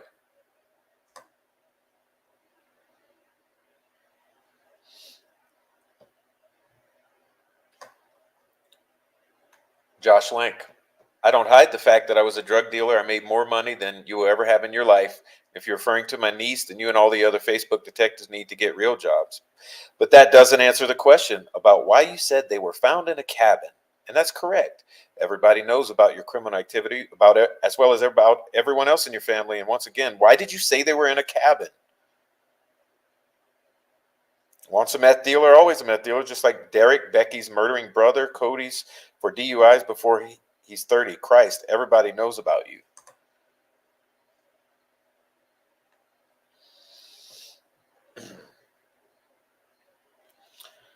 So Rayleigh's mom reached out to me yesterday.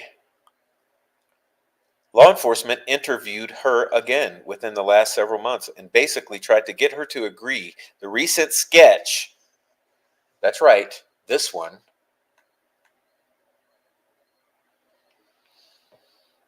is who she saw. When she didn't go along, they told her she wasn't a credible witness.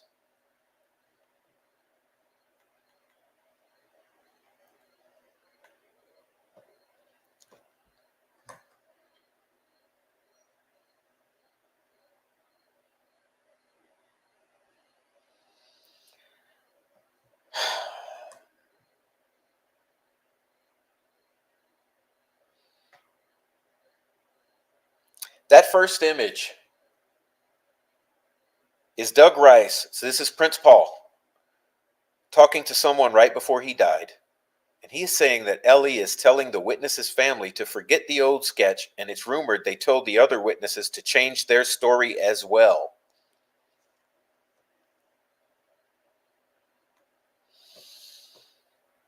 The second one is Becky telling someone she doesn't trust the younger female witnesses. So, like, what was so convincing about this affidavit to Becky after all? Something that people need to realize, this isn't some game where a bunch of clues are laid out for people to solve, yet it feels that way sometimes. But you have to put this all into a timeline context. Yeah, that's great, but a bunch of plebs on Reddit feeling the gratification that this Doug Rice shit is being validated, but peep game, like, this shit has been known for years and years. Like, there are threads talking about this shit. So up on the right, you see, with the changing of the sketch, I'm not sure he came from Freedom Bridge. In Carter's most recent interview, he said the crime scene includes the trailhead. I never did buy that being the case. Just never made any sense, Becky. That's why I left BOL. He was hell-bent on Rayleigh. Doug Rice and I always disagreed on that.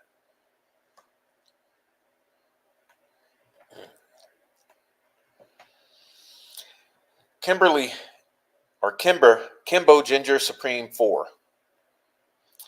I've never had Mike on my list to match the sketch, but here's one thing. Law enforcement has not helped the family out by not clearing them and continuing to let that spiral. Hughes didn't help the situation in a now deleted video early on where Becky contradicted her account of going to search for them.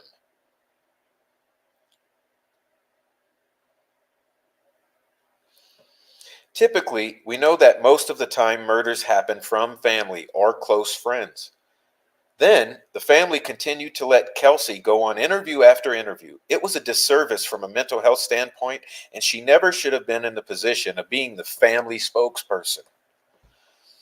Had law enforcement done things properly, they wouldn't have let any of this escalate to the level it has with the family.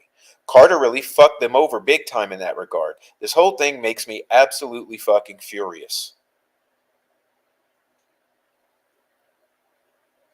Is it known if anyone outside of family actually saw the girls that day? Outside of what's on the phone, I swear to God, this gatekeeping of info and secrecy has really been a disservice to those girls.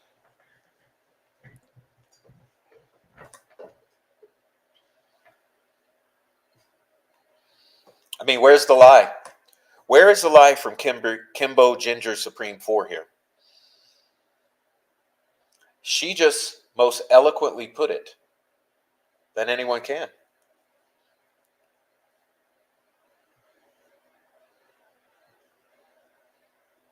Should I read it again?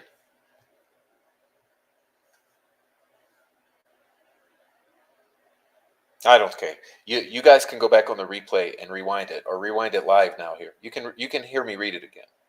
You should. You should. It's very poignant here.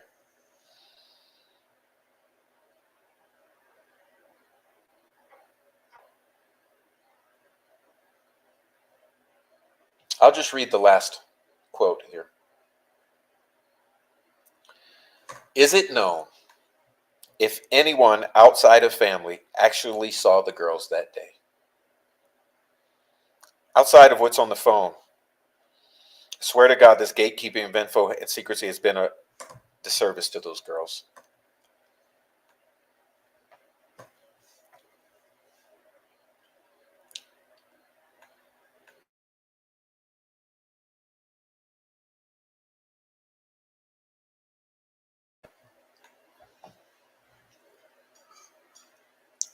See what we're doing right now? We're taking a little survey. I said it would be a hodgepodge. We're taking a little survey of the community from the past 7 years.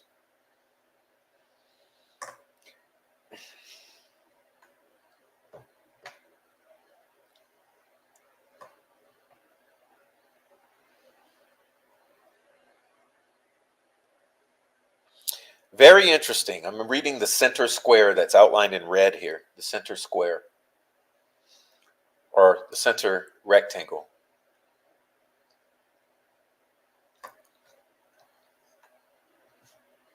Very interesting. Can you go in more into this? The original leads are believed to be the victim of disinformation used by the suspect to throw police off. The same thing, however, came to bit him. What evidence led you to believe that? And in the blue, look, this case has a lot of collaborative mistakes, which surely have posed as a dilemma for investigators. We are looking at a potential litigation situation in some cases. This is all common sense. We know that this person has family friends in the area. The whole idea of releasing the second sketch is to show the suspect that we are aware of him, his history in the area, and that we are changing course towards him. It may seem weird to hire a firm affiliated with a Canadian brand, but I assure you that for insurance reasons, this case has to be viewed from several angles. Many other agencies were involved in this investigation too. If I am suspect for trying to feed some fact into this crazy story, then so be it. So who is this? Are you guys listening out there?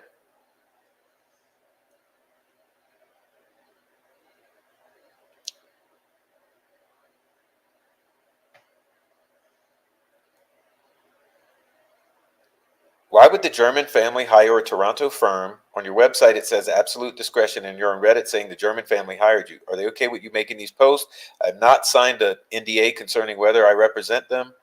I've not disclosed any breach of that. Again, this case has a lot of collaborative mistakes, which surely have posed as a dilemma for investigators. We are looking at potential litigation situation in some cases. This is all common sense. We know that this person has family, friends in the area. The whole idea of releasing the second sketch is to show the suspect that we are aware of him, his history in the area, and that we are changing course towards him. It may seem weird to hire a firm affiliated with a Canadian brand, but I assure you that for insurance reasons, this case has to be viewed from several angles. Many other agencies were involved in this investigation too. If I am suspect for trying to feed some fact into this crazy story, so be it. The Garden Butcher.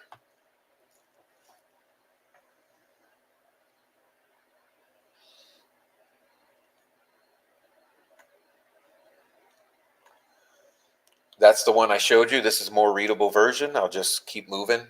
It's there for if you want to screen. Oh, look, yeah, for those who need to screenshot, it's there. All right.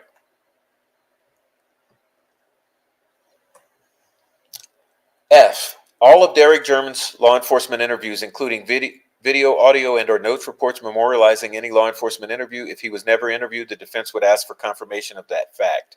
For the purposes of establishing a timeline, all of Kelsey German's phone dumps of all phones attributable to Kelsey German. If her phone was never collected, the defense would request confirmation of this fact. Furthermore, every law enforcement interview of Kelsey German, including video, audio, and/or notes, reports memorializing any law enforcement interviews. If she was never interviewed, the defense would ask for confirmation of that fact. Yes, what about the 7 interviews with mean cops that were mean to her? Does the defense have that yet? All of Cody Patty's phone dumps of all phones attributable to Cody Patty. If his phone was never collected, defense requests confirmation of that. Furthermore, of every law enforcement interview of Cody Patty, including video, audio, and/or notes, reports memorializing any law enforcement interviews. If he was never interviewed, defense would ask for confirmation of that fact. There are 2 images that exist but which the state of Indiana has not turned over to the defense. Those images can be found on the internet, with at least one of those images seemingly adopted by law enforcement as being legitimate, as it has been utilized by law enforcement in various media appearances, including a 2019 press conference. We are talking about the photo of Abby Williams walking on the bridge, purportedly taken at 2:07 p.m. on 2/13/17, attributable to being sent via Snapchat from Liberty German's phone. Well, we now know it's not on the phone. An image of the Monon High Bridge, purportedly taken at 2:05 p.m., also attributable to being sent via Snapchat from Liberty German's phone, which is on the phone. Related to these items, the defense would also ask the court to compel the state of Indiana for the following so far that has not been produced: interviews or reports of Kyle Smith or anyone else that received or or either or both images taken on the bridge, purportedly at 2:05 or 2:07 from Libby Snapchat. All reports, analysis, documentation detailing any information about the images purportedly taken at 2:05, 2:07, and sent out via Snapchat. All reports, documentation, and analysis from Snapchat or any law enforcement agency dealing with the data. It gets worse. Someone just commented on a YouTube video that they have photos of a large group of people all dressed the same in those same woods, walking in formation. They say they have just gotten off the phone with Rick's defense team as they are sending them these photos. I don't know if it's just a crazy person talking or what. Unbelievable. Do you have a link to the YouTube video? Sure do. They made comments under the 15th comment down by a former corrections officer.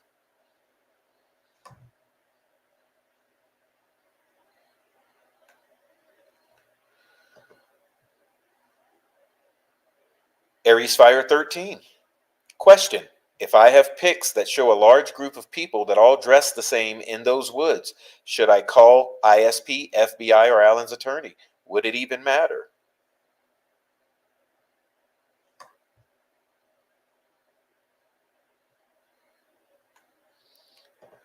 Aries Fire 13. I turned it in, I put it on Facebook, plus emailed a few folks. I came across Libby COD. Everyone wants to bury it, and the FBI has alerted it on Wikipedia or Google. No, altered it. On Wikipedia or Google, they left their signature at fbi.gov. But there's nothing but crickets. No, it's not a knife or loss of blood that's the cause, or at least the cause of death I found. I've sent it everywhere. YouTube allows folks to post photos in the comment section. Not anymore, I guess. Okay.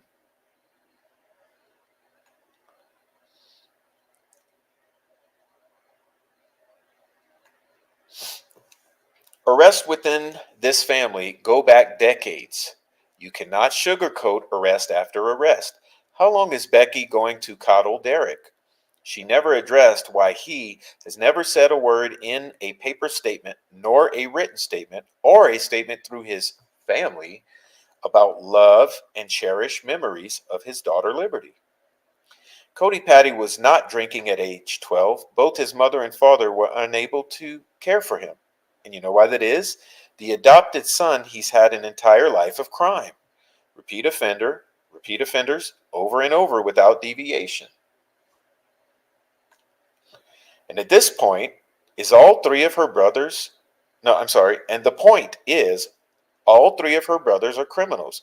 And so is Michaela Hartman. When she took the liberty to see Hannah Montana high on meth. Crystal methamphetamine permeates the entire family. Not one, not two, not even 3 or 4, not even 8 or 9 charges. Dozens and dozens. Scope. These are not little mishaps. All of Derek's friends, his circle of friends, are criminal felons. Tara went along with the thread of when Josh Link was bragging about how much money he made selling dope, which he was still doing in 2016 because he still has to wear an ankle monitor. How humiliating for his sons to have to take baseball photos with daddy wearing an ankle monitor for meth, and all the parents knew it. Then she ends up with a woman that looks like the man she divorced. This was posted in 2018 by Jessie Marie, but it's worth reposting, in my opinion. Why did Amanda Duvall, right here on this group, insist that the picture of her child be taken down that was sitting next to the date, Jimmy Dale Duvall? We all remember that. Red flags. She is in a level of denial like Cindy Anthony. That's all I can equate it to. Is this the part where you say you had her password? What good would that do when there were 27 convicted felons on her Facebook friends list? Nobody was watching Liberty's internet activities. If this turns out to be somebody that is not affiliated or knows this family in some way, it will blow me out of the water and several others on here. Michaela Hartman is now in a relationship and pregnant with Dale Babcock's baby. He's a meth dealer, and they're all connected to the Patties. The scope of felonies and drugs cannot be disputed whatsoever.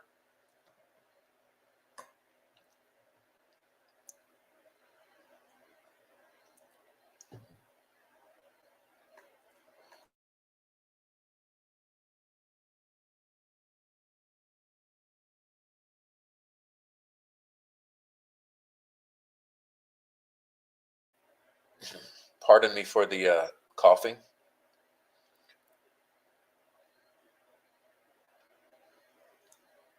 All right.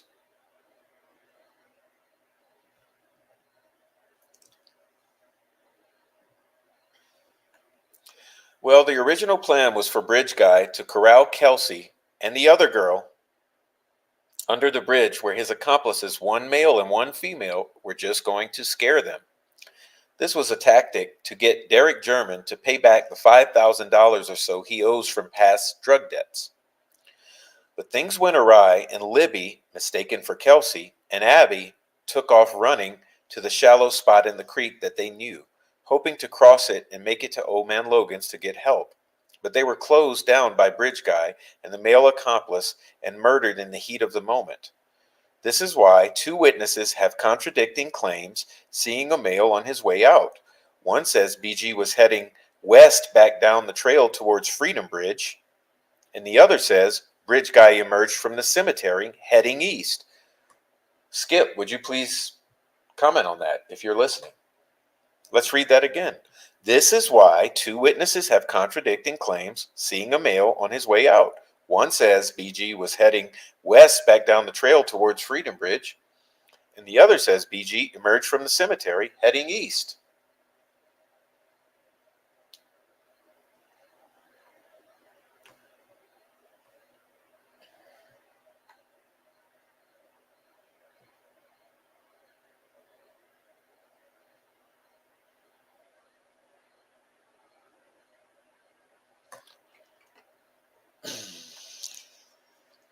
Okay, peeps, that guy Derek Godsey has released a YouTube clip titled "The Delphi Murders: Dan and David McCann, Scott and Aaron LaFond all murdered Libby and Abby."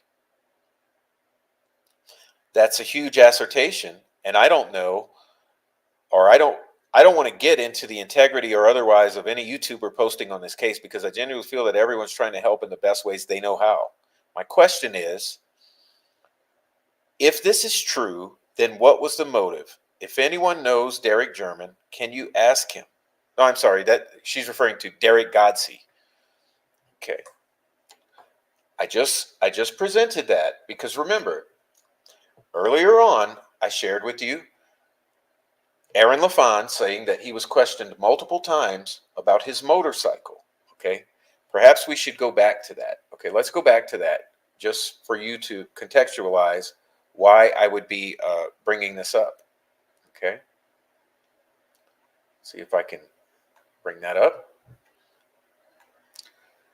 This is Aaron LaFond saying, like, I believe so. Sure, they ask everybody that was there that day to give DNA, like a few days after the murders. That was like 2 years ago. They kept telling me somebody seen my motorcycle parked by the CPS building at like 3-something. Okay. Anyhow, I'm going to come on back here to wherever I was.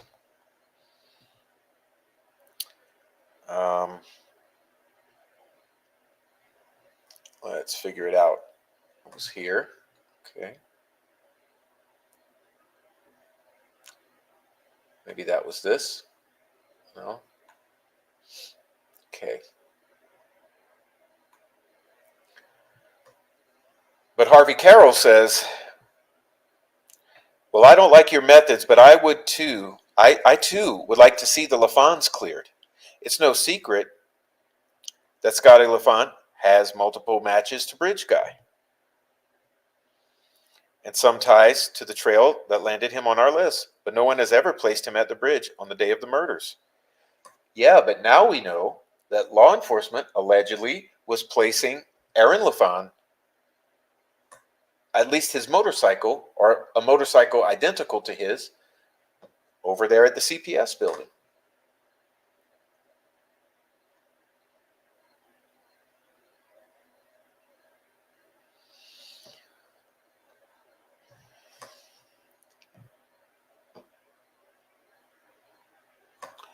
We got another one. Jindo. Jindo says, "Oh my God, I hope you are right. It feels like it's never going to end sometimes. Were one of the vehicles you showed yesterday allegedly at the cemetery? There was a rumor Tony Klein had his motorcycle worked on in Delphi that morning, and Keegan Klein was in a vehicle with him."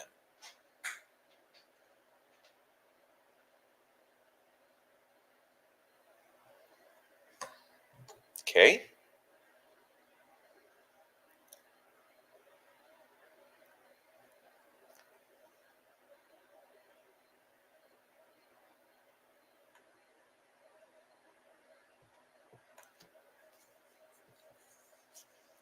So if Josh Link, Jendo says, was there searching on the 14th and rumored to be there on the 13th, why would he post they were found in a cabin around noon on the 14th? Do you know anything, Radar? Radar says he was signed in right under Tara, and Bree's dad and brother were signed in as well.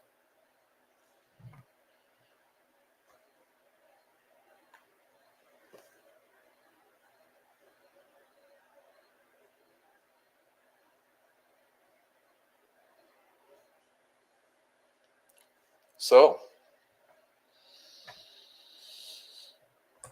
another interesting one from Jendo. Let's get to it. Let's see. Right here in the highlighter. Didn't they say in this Down the Hill podcast that detectives visited her, and that's Erica Gibson, at school immediately after they found out she screenshot Libby's Snapchat pics? But didn't Kyle post them on the 13th on Facebook? Didn't other people have the Snapchat photos? Yeah. Erica also said in the screenshot that I showed you yesterday that all the other kids refused to hand over their phones. Are you guys picking up what I'm putting down here?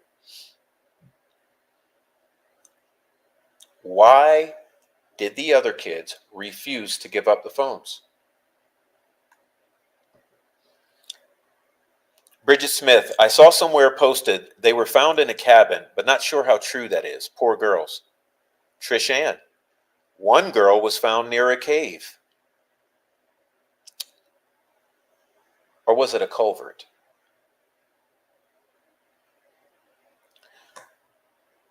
Just wondering where you heard they were separated. I had not heard that. My mom, says Ashley, was told at Americus during a gas up that they had located one, but they were still hoping for the other to still be alive.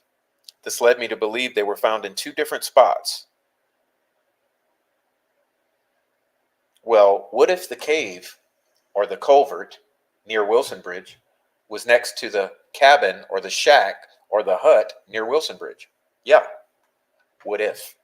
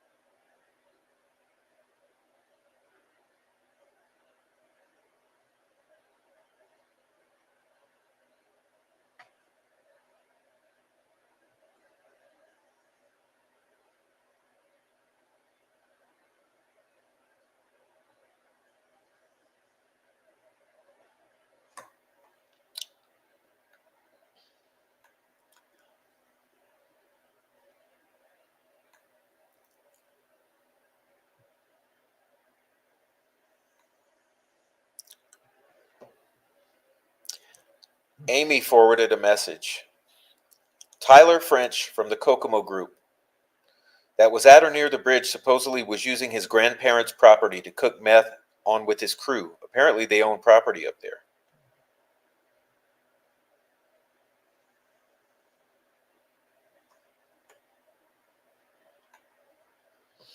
All I know is the day that Tyler and Keegan were questioned by detectives and or feds while they were incarcerated in the Howard County Jail about the Delphi murders, they were scared.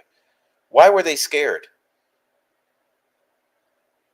Again, all I know is the day Tyler and Keegan were questioned by detectives and or feds while they were incarcerated in the Howard County Jail about the Delphi murders, they were scared. Why were they scared? Possibly Garrett Kurtz, Ashley Garth, Gabe Ellis, Troy L., and Elijah Cook. Keep in mind, Cheyenne was associated with the Kokomo crew. I believe that law enforcement already knows all about the vehicle that was part of the abandoned CPS building in Delphi on 2/13/2017. I'm real curious to know if it was this white pickup truck that he was trying to sell. Greeno got kind of standoffish when I mentioned Paladinos. Instantly said he grew up with them down at Hodges and no way was they involved. Makes me wonder. Sheena also goes by Dylan and was living in Kokomo not long ago, I believe.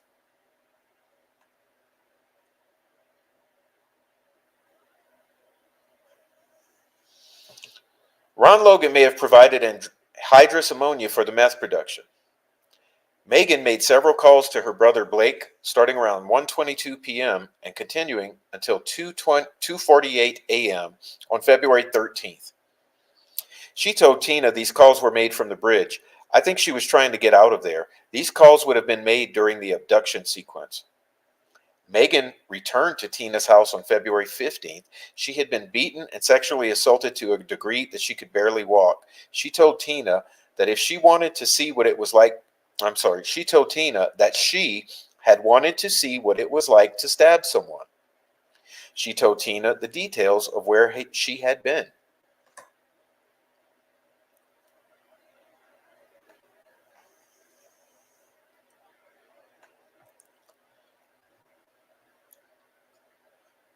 Sorry guys, we're nearing the end of this trail.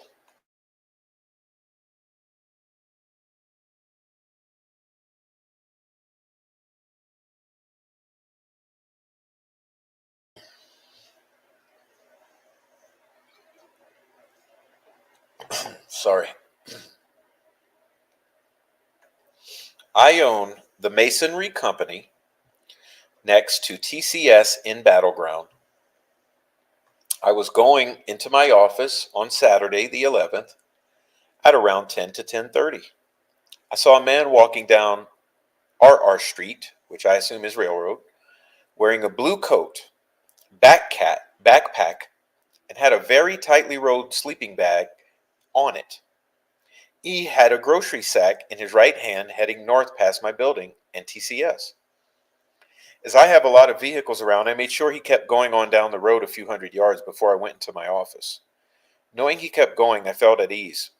I wanted to be sure to have my timeline correct before I notified the authorities, as this person very closely resembled the pictures being posted on Facebook. At least in my memory. I reviewed my email sent that morning and can place myself being at my shop between the time of 10 and 11. So I'm accurate. I also have a full-time operations manager that works Monday through Friday, so there wasn't anyone here to tell. I've never seen a wanderer in BG before. I'm sure I would have walked in and told him if he were here. So I'm 99% sure this is Saturday the 11th, 2 days before the girls went missing. Did anyone else see this person and find it strange? I've contacted the hotline as asked to do so in the newspaper. Might be nothing, but anything is better than nothing.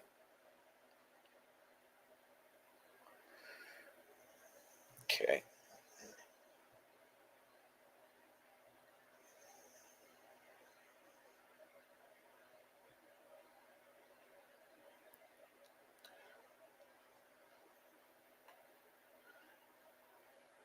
Sorry, I have this out of order. I'm going to get it for you.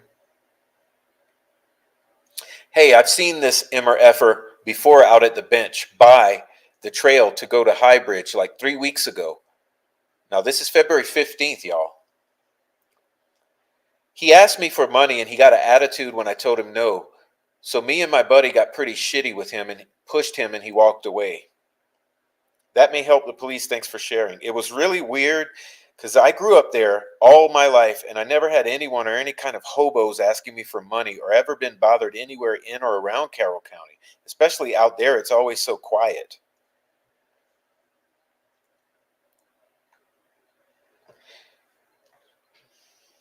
He had light brown hair, gray mustache, thin face, short facial hair, high cheekbones, same clothes, dirty. He had a camo type hat, about my height, so like 5'8", 5'9", maybe 160 pounds, I'd say. It was about 3 weekends ago. I parked at the gate, turned left to go to the bridge, and he got off the bench and asked me for $1. I said, I'm broke, dude. He said, bullshit, you are, and kind of walked behind us, and I stopped and I said some words, and we stood toe to toe. I pushed him back and he walked away, was gone, and when we was done at the bridge, it was around 1:30 p.m. or 2:30. It was between 1:30. Okay. Sounds like they're describing the same guy, in my opinion, but I wanted to read that for you, just in case you had never seen it.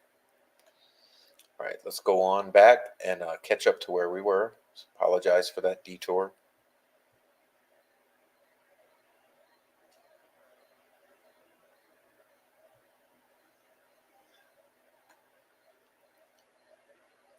At 3:07 p.m., Derek called Libby to inform her that he was on his way to pick her up. There was no answer.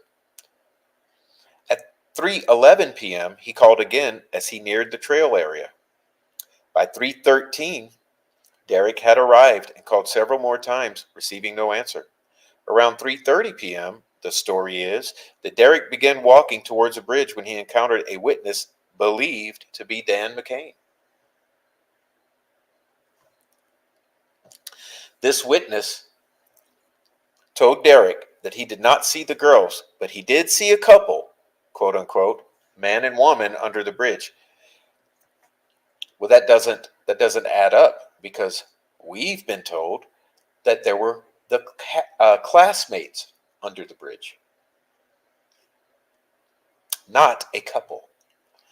Derek then turned back around and returned to the parking lot and proceeded to contact other family members in regards to the girls' whereabouts. Derek placed his first call at around 3:07. How much later was this? 3:11. He called to say he was coming down the road. 3:13, he was there. He waited and called several times, called me and asked Tara and I to try calling her. He was walking. By 3:30. I can say when I got there, there were a few kids that I knew that went to school with Libby, and they were under the bridge as well, so I'm going to say that is not uncommon. Did Derek know the couple under the bridge?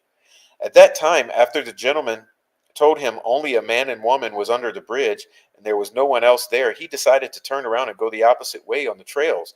Law enforcement was told about the couple, did not know if they have come forward. Derek never saw the couple. The last time the girls visited the bridge, it had been a while since they were there. It was winter. The only reason they were there that day is because it was unseasonably warm.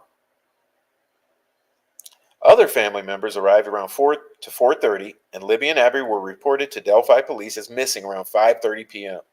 Police pinged Libby's cell phone unsuccessfully and later stated that the cell phone must have been turned off or the battery had died, although it was believed the girls were not in immediate danger.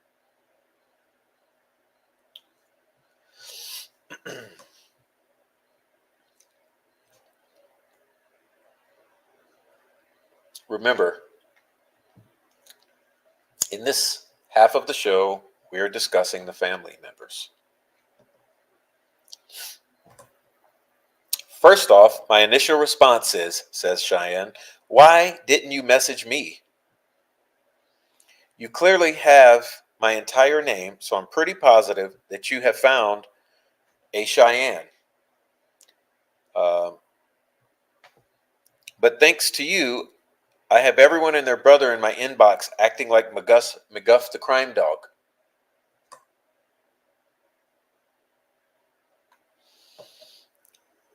Secondly, I did report my findings to the police station as soon as I heard the news 2 weeks later, a detective came and spoke with me for a lengthy amount of time.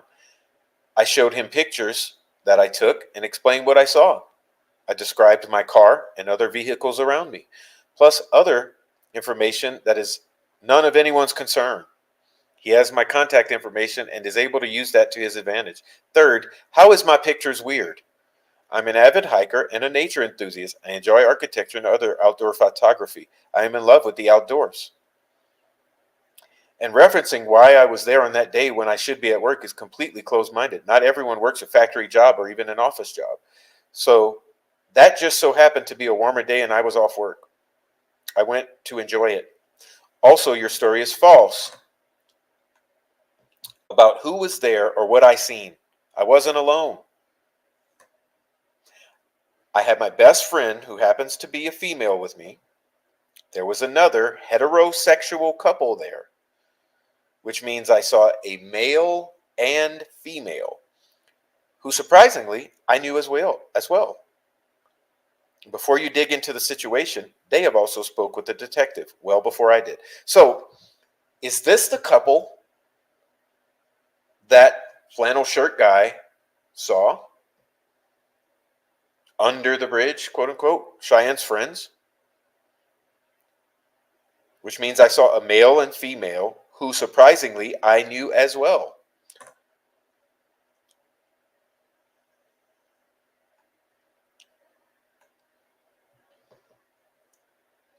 I've heard from several people at work that they spoke to another woman at work whose sister lives in a house that is right by the trail's entrance. Apparently, the woman who lives there let her dog out. It was barking a lot, and she looked out and saw the girls passing by, followed by two boys with hoods up. She said the boys looked around the girls' age. No mention of those boys from any news, though. Does anyone have a comment on that?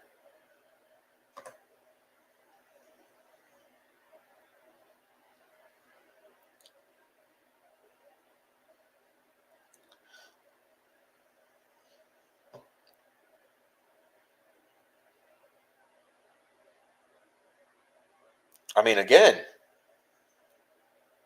apparently the woman who lives there let her dog out. It was barking a lot. She looked out and saw the girls passing by, followed by two boys with hoods up.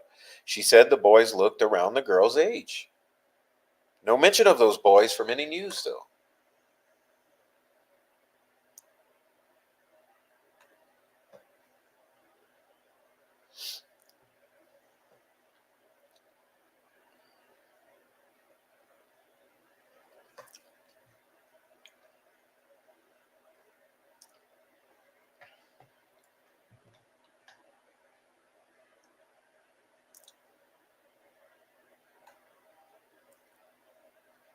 Oh, sorry. For some reason, these didn't render right. But I'll read it for you, okay? I'll remove this comment. It did not render properly. Apologize for that, but I'll read it for you. Me and my friend stayed out from 8 p.m. with the search party till the girls were found the next day. Around 2 a.m., we ended up calling the sheriff's office because we heard screams coming from the other side of the bridge. They said that all of the officers are busy at the moment and to call us back if we hear anything. We did not hear anything else until around 6 a.m. when a couple more people showed up. Wow, that's about the time the phone was turned on. Around 9 is when we started seeing news crews again, and then we seen law enforcement.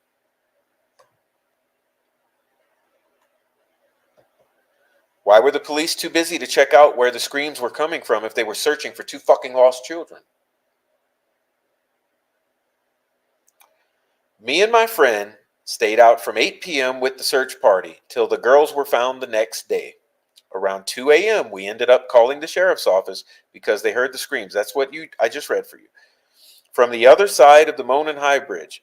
You said you heard more at 6 a.m.? Was this also screams? Screams as in hollering, yelling, horror? What type of screams? It was when more people were showing up hollering the girls' names. 2 a.m. is when the horror screams happened, and we called the police to come help look again, but they were all busy at the moment, quote unquote.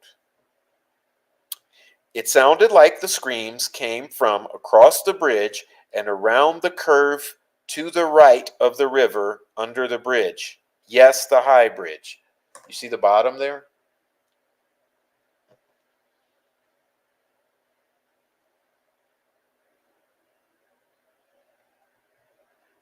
No, it's not 6 a.m. screams.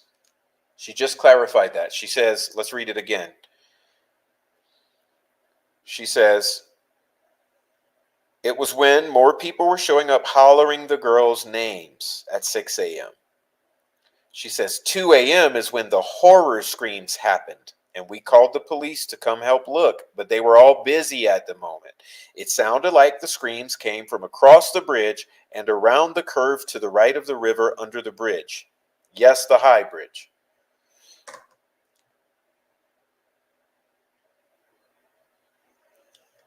Okay, gets worse.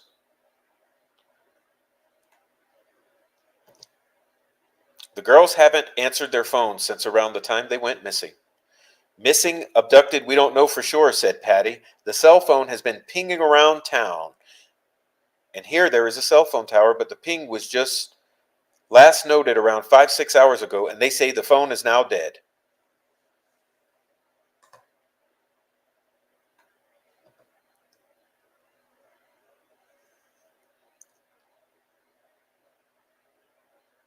Pinging around town. Which phone? Which phone was pinging around town? I'm curious. Was it? Who said so? When was it pinging? Where was it pinging? Where is around town? Where? What town? Where around town? When? Whose phone? Which phone? What was the phone number? Who gave you that information?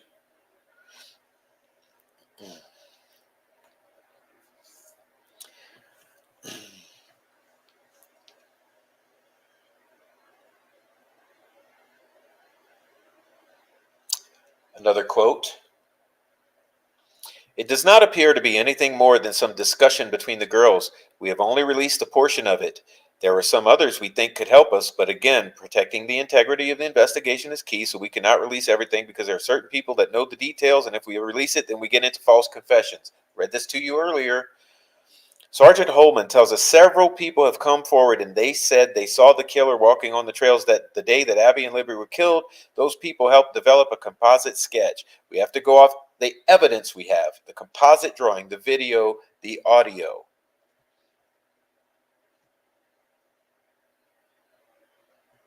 Now, true, Jerry.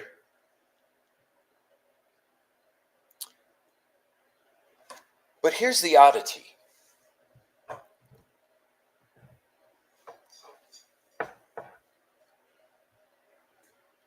How many of the witnesses and all of these people are related? Major question for the chat. Major. I mean, this is a serious question. I'm not joking with you.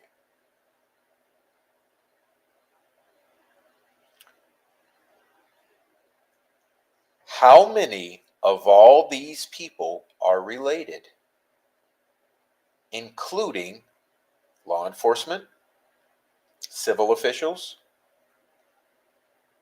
fire department, searchers?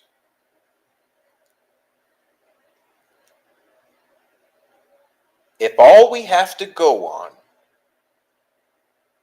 is the bridge guy video and witnesses, and all our witnesses are related, what do we have? That's a good point. My question, related. Whether by direct bloodline, cousins, sisters, uncles, or friends.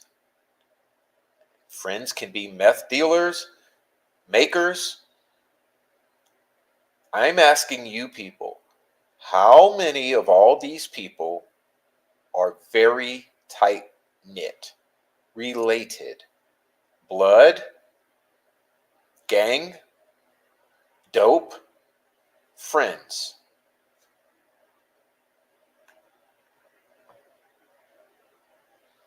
So this case is supposed to revolve around a bunch of relations and a bridge guy video.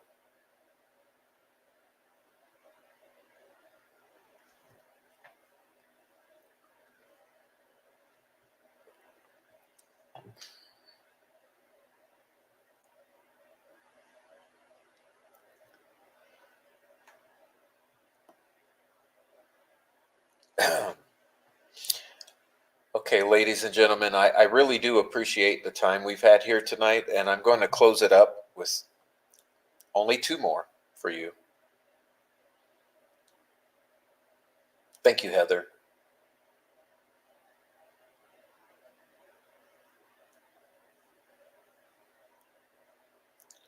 Thank you so much, Heather. That's very kind. All right. I'd like to read these last two for you. And I really do thank you all for being here.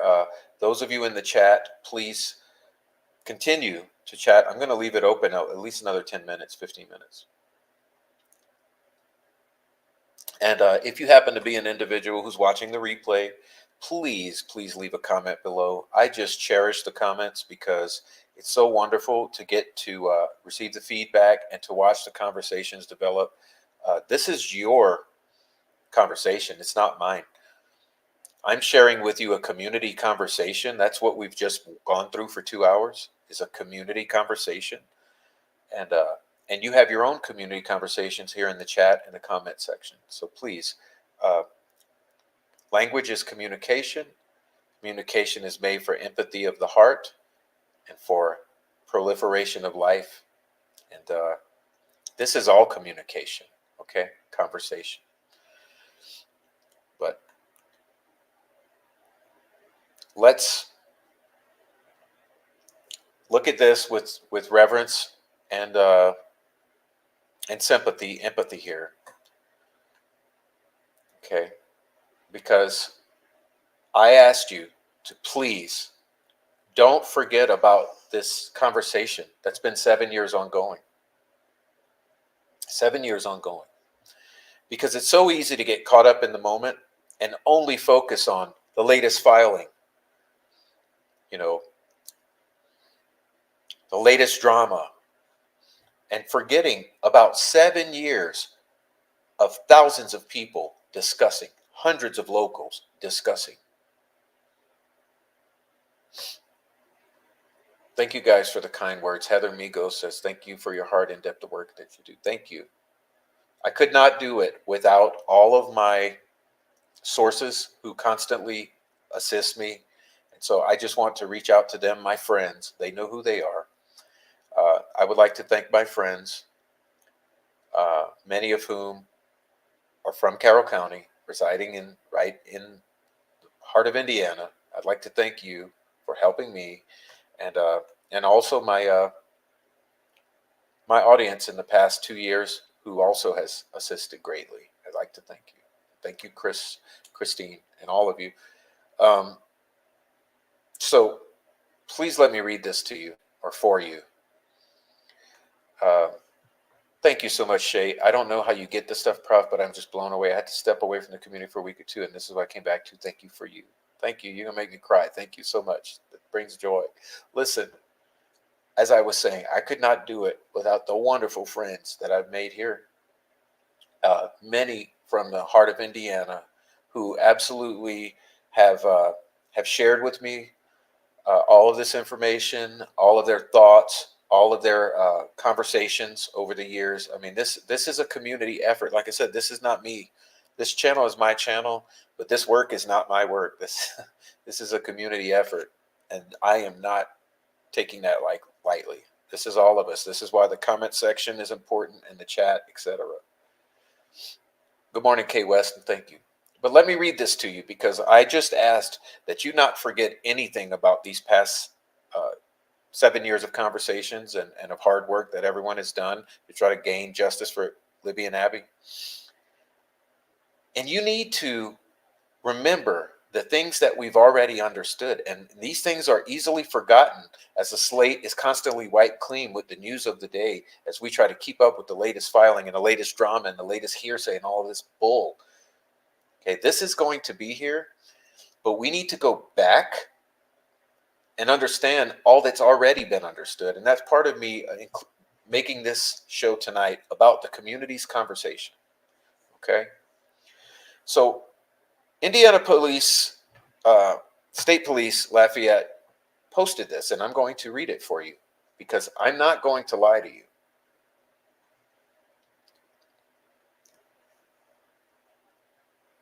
While investigating the murders of Abigail Williams and Liberty German, detectives with the Carroll County Sheriff's Office and the Indiana State Police have uncovered an online profile named Anthony_Shots. This profile was being used from 2016 to 2017 on social media applications, including, but not limited to, Snapchat and Instagram. I'd like to also interject here that we now know it was also used on Yubo or Yellow. This fictitious Anthony_Shots profile used images of a known male model and portrayed himself as being extremely wealthy and owning numerous sports cars. The creator of this fictitious profile used this information while communicating with juvenile females to solicit nude images, obtain their addresses, and attempt to meet them. Pictured below, you'll see images of the known male model and images the fictitious Anthony_Shots profile sent to underage females. We have already identified the male in these images that were used by the Anthony_Shots profile. The male that is in the photos is not a person of interest in the investigation. Detectives are seeking information about the person who created the Anthony_Shots profile. Investigators would like any individual that communicated with, met, or attempted to meet the Anthony_Shots profile to contact law enforcement by utilizing the tip email phone number. Please provide as much information as you possibly can. For example, when you communicated with Anthony_Shots, how you communicated with the profile, what social media applications the account used, and if Anthony_Shots attempted to meet you or obtain your address. If you have saved images or conversations with the Anthony_Shots profile, please attach them to your email. Please view the attached link to the Indiana State Police YouTube channel to view a video version of the press release. There is no further information to release at this time. Now, ladies and gentlemen, that's what I call begging.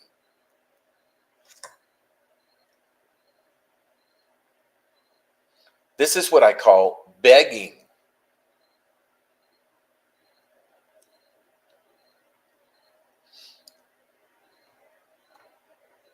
They were begging.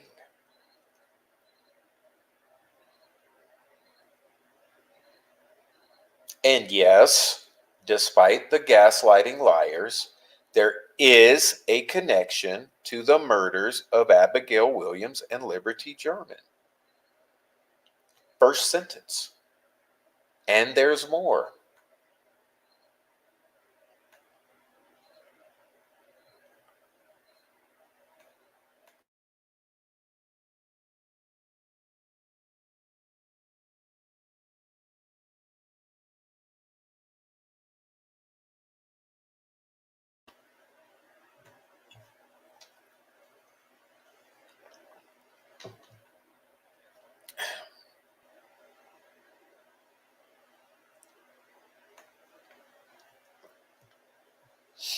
I contacted the Anthony_Shot account at the police station the night of the 13th. I had Libby's social media passwords, so I could see who she was communicating with that night. Did you have the Snapchat password? Did you? I didn't message the account using her socials on her phone.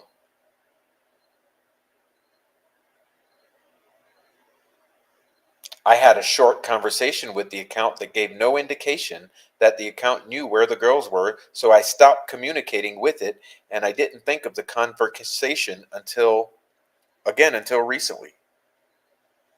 So, naturally, you would not have used her phone because her phone was under Abby's body. But this means, yes, you were able to remotely log in to her Snapchat account.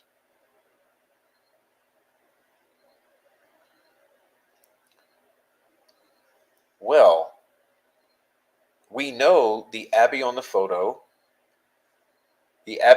bridge photo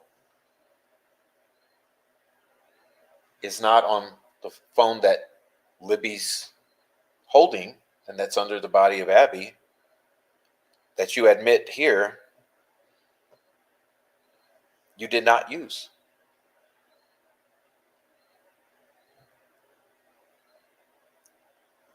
It's odd because I think it's strange that someone would know the social media passwords of someone else. That's a lot. That's a lot to know and remember and have access to. It's a privilege, isn't it?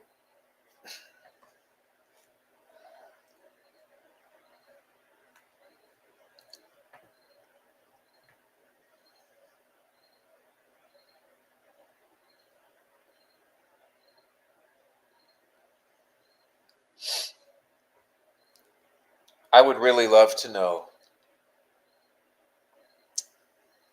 exactly what happened to those girls and exactly why lies were told.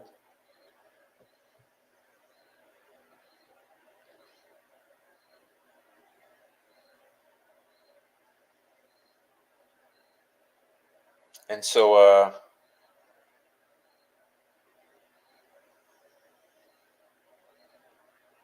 all I can say is God bless you all, and thanks for your nice comments. I know that you're all on the same page. We're all on the same page here. There's no animosity. There's no hate in our hearts. We want to know what happened to those girls so we can allow them to rest in peace. Thank you, Skip.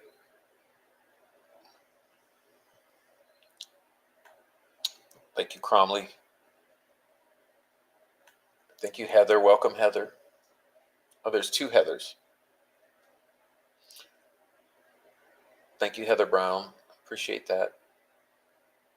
Thank you, Granny D.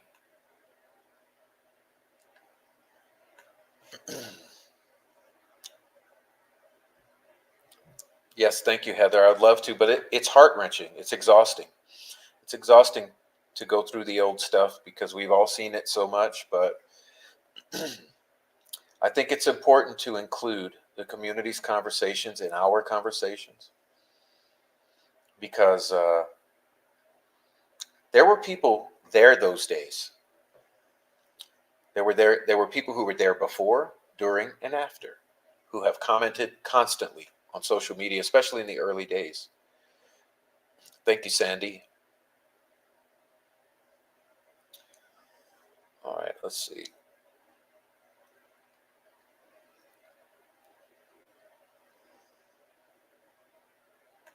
Heather says all the tips go to the actual criminals. Well, I'm asking you. Like I tried to bring up, who are the relations? Who are the relationships? Who are the relatives? Who's related? What are the relationships? What are the friendships? What are the connections? What are the ties? I mean, we've had people defect from this community. You know, like I showed you. Let me go back to it because people love to abuse this gentleman. Okay, but let's go back to this gentleman. Because this gentleman served time.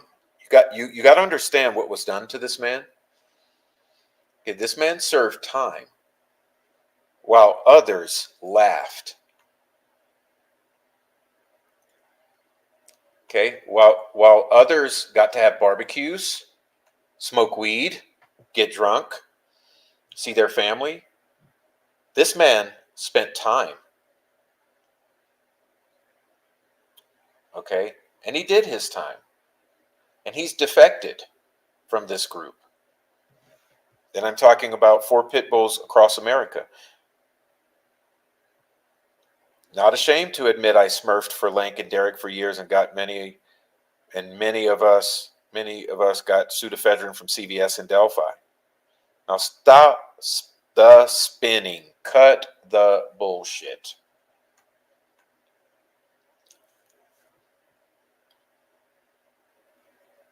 You wonder?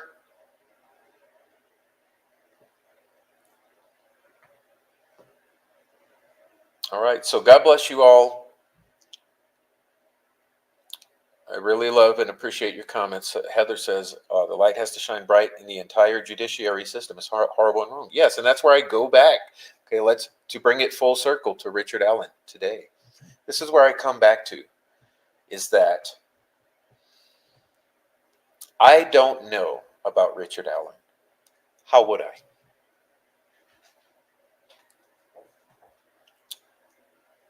But what I do know is what I can see here, what I can see happening in the court system, in the filings, in the transcripts of the hearings. And so for that reason, I advocate for due process for Richard Allen, who is truly innocent until proven guilty. And ladies and gentlemen, I'm sorry to tell you, he is truly innocent until proven guilty. Has he been proven guilty?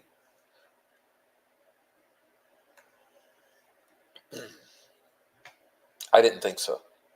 So, until then, we address the obvious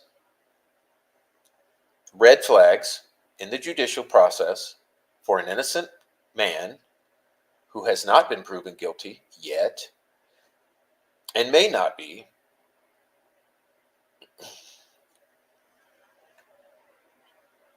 And that brings us to where we are. Because if we're looking, whether you're looking to convict Richard Allen or to acquit Richard Allen, you should be looking to all the facts, because you should hope that the facts acquit Richard Allen. You should be hoping that the facts convict Richard Allen. Whatever it is that you want out of Richard Allen, you should be hoping that the facts do so.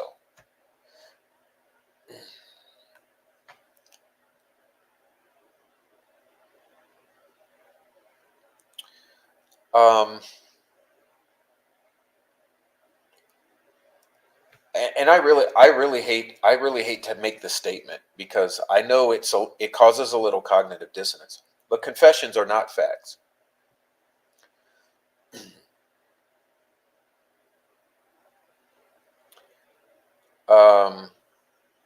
Confessions can be truth if they are true confessions.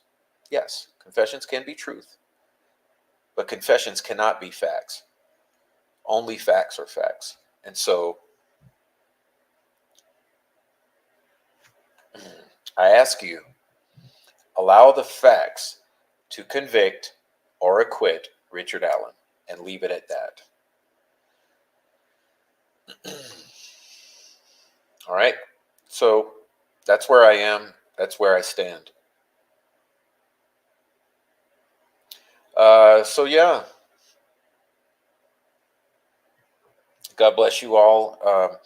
I have some plans to do some shows, but these shows are hard work. It takes time, and I'm a busy person, but I do appreciate the time that we do get to spend together. So yeah, I have some plans for some the very next shows, and I think you're going to be both interested and entertained by what comes of it. So I do appreciate you being here. And yeah, yeah. Granny says, I don't think any of us have a dog in the fight. Facts will cure all. Then we will see where it falls. That's all I want. I don't have a dog in the fight. I don't.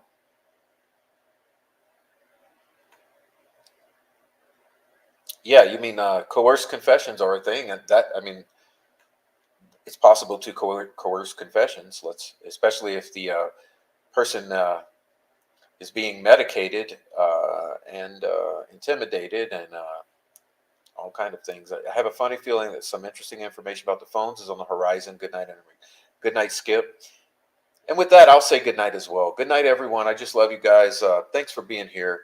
And look, it's good to have people who care around in this community. So you guys are awesome. If you're on the replay, remember, hit the like and leave some comments on the replay, because the comments, man, it makes the world go around after these lives are over, because live can continue going. So please hit those comments. And thanks for coming with me this Saturday night. I'm sorry, Friday night.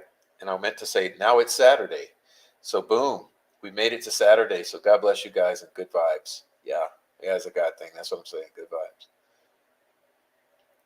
Anyway, cheers.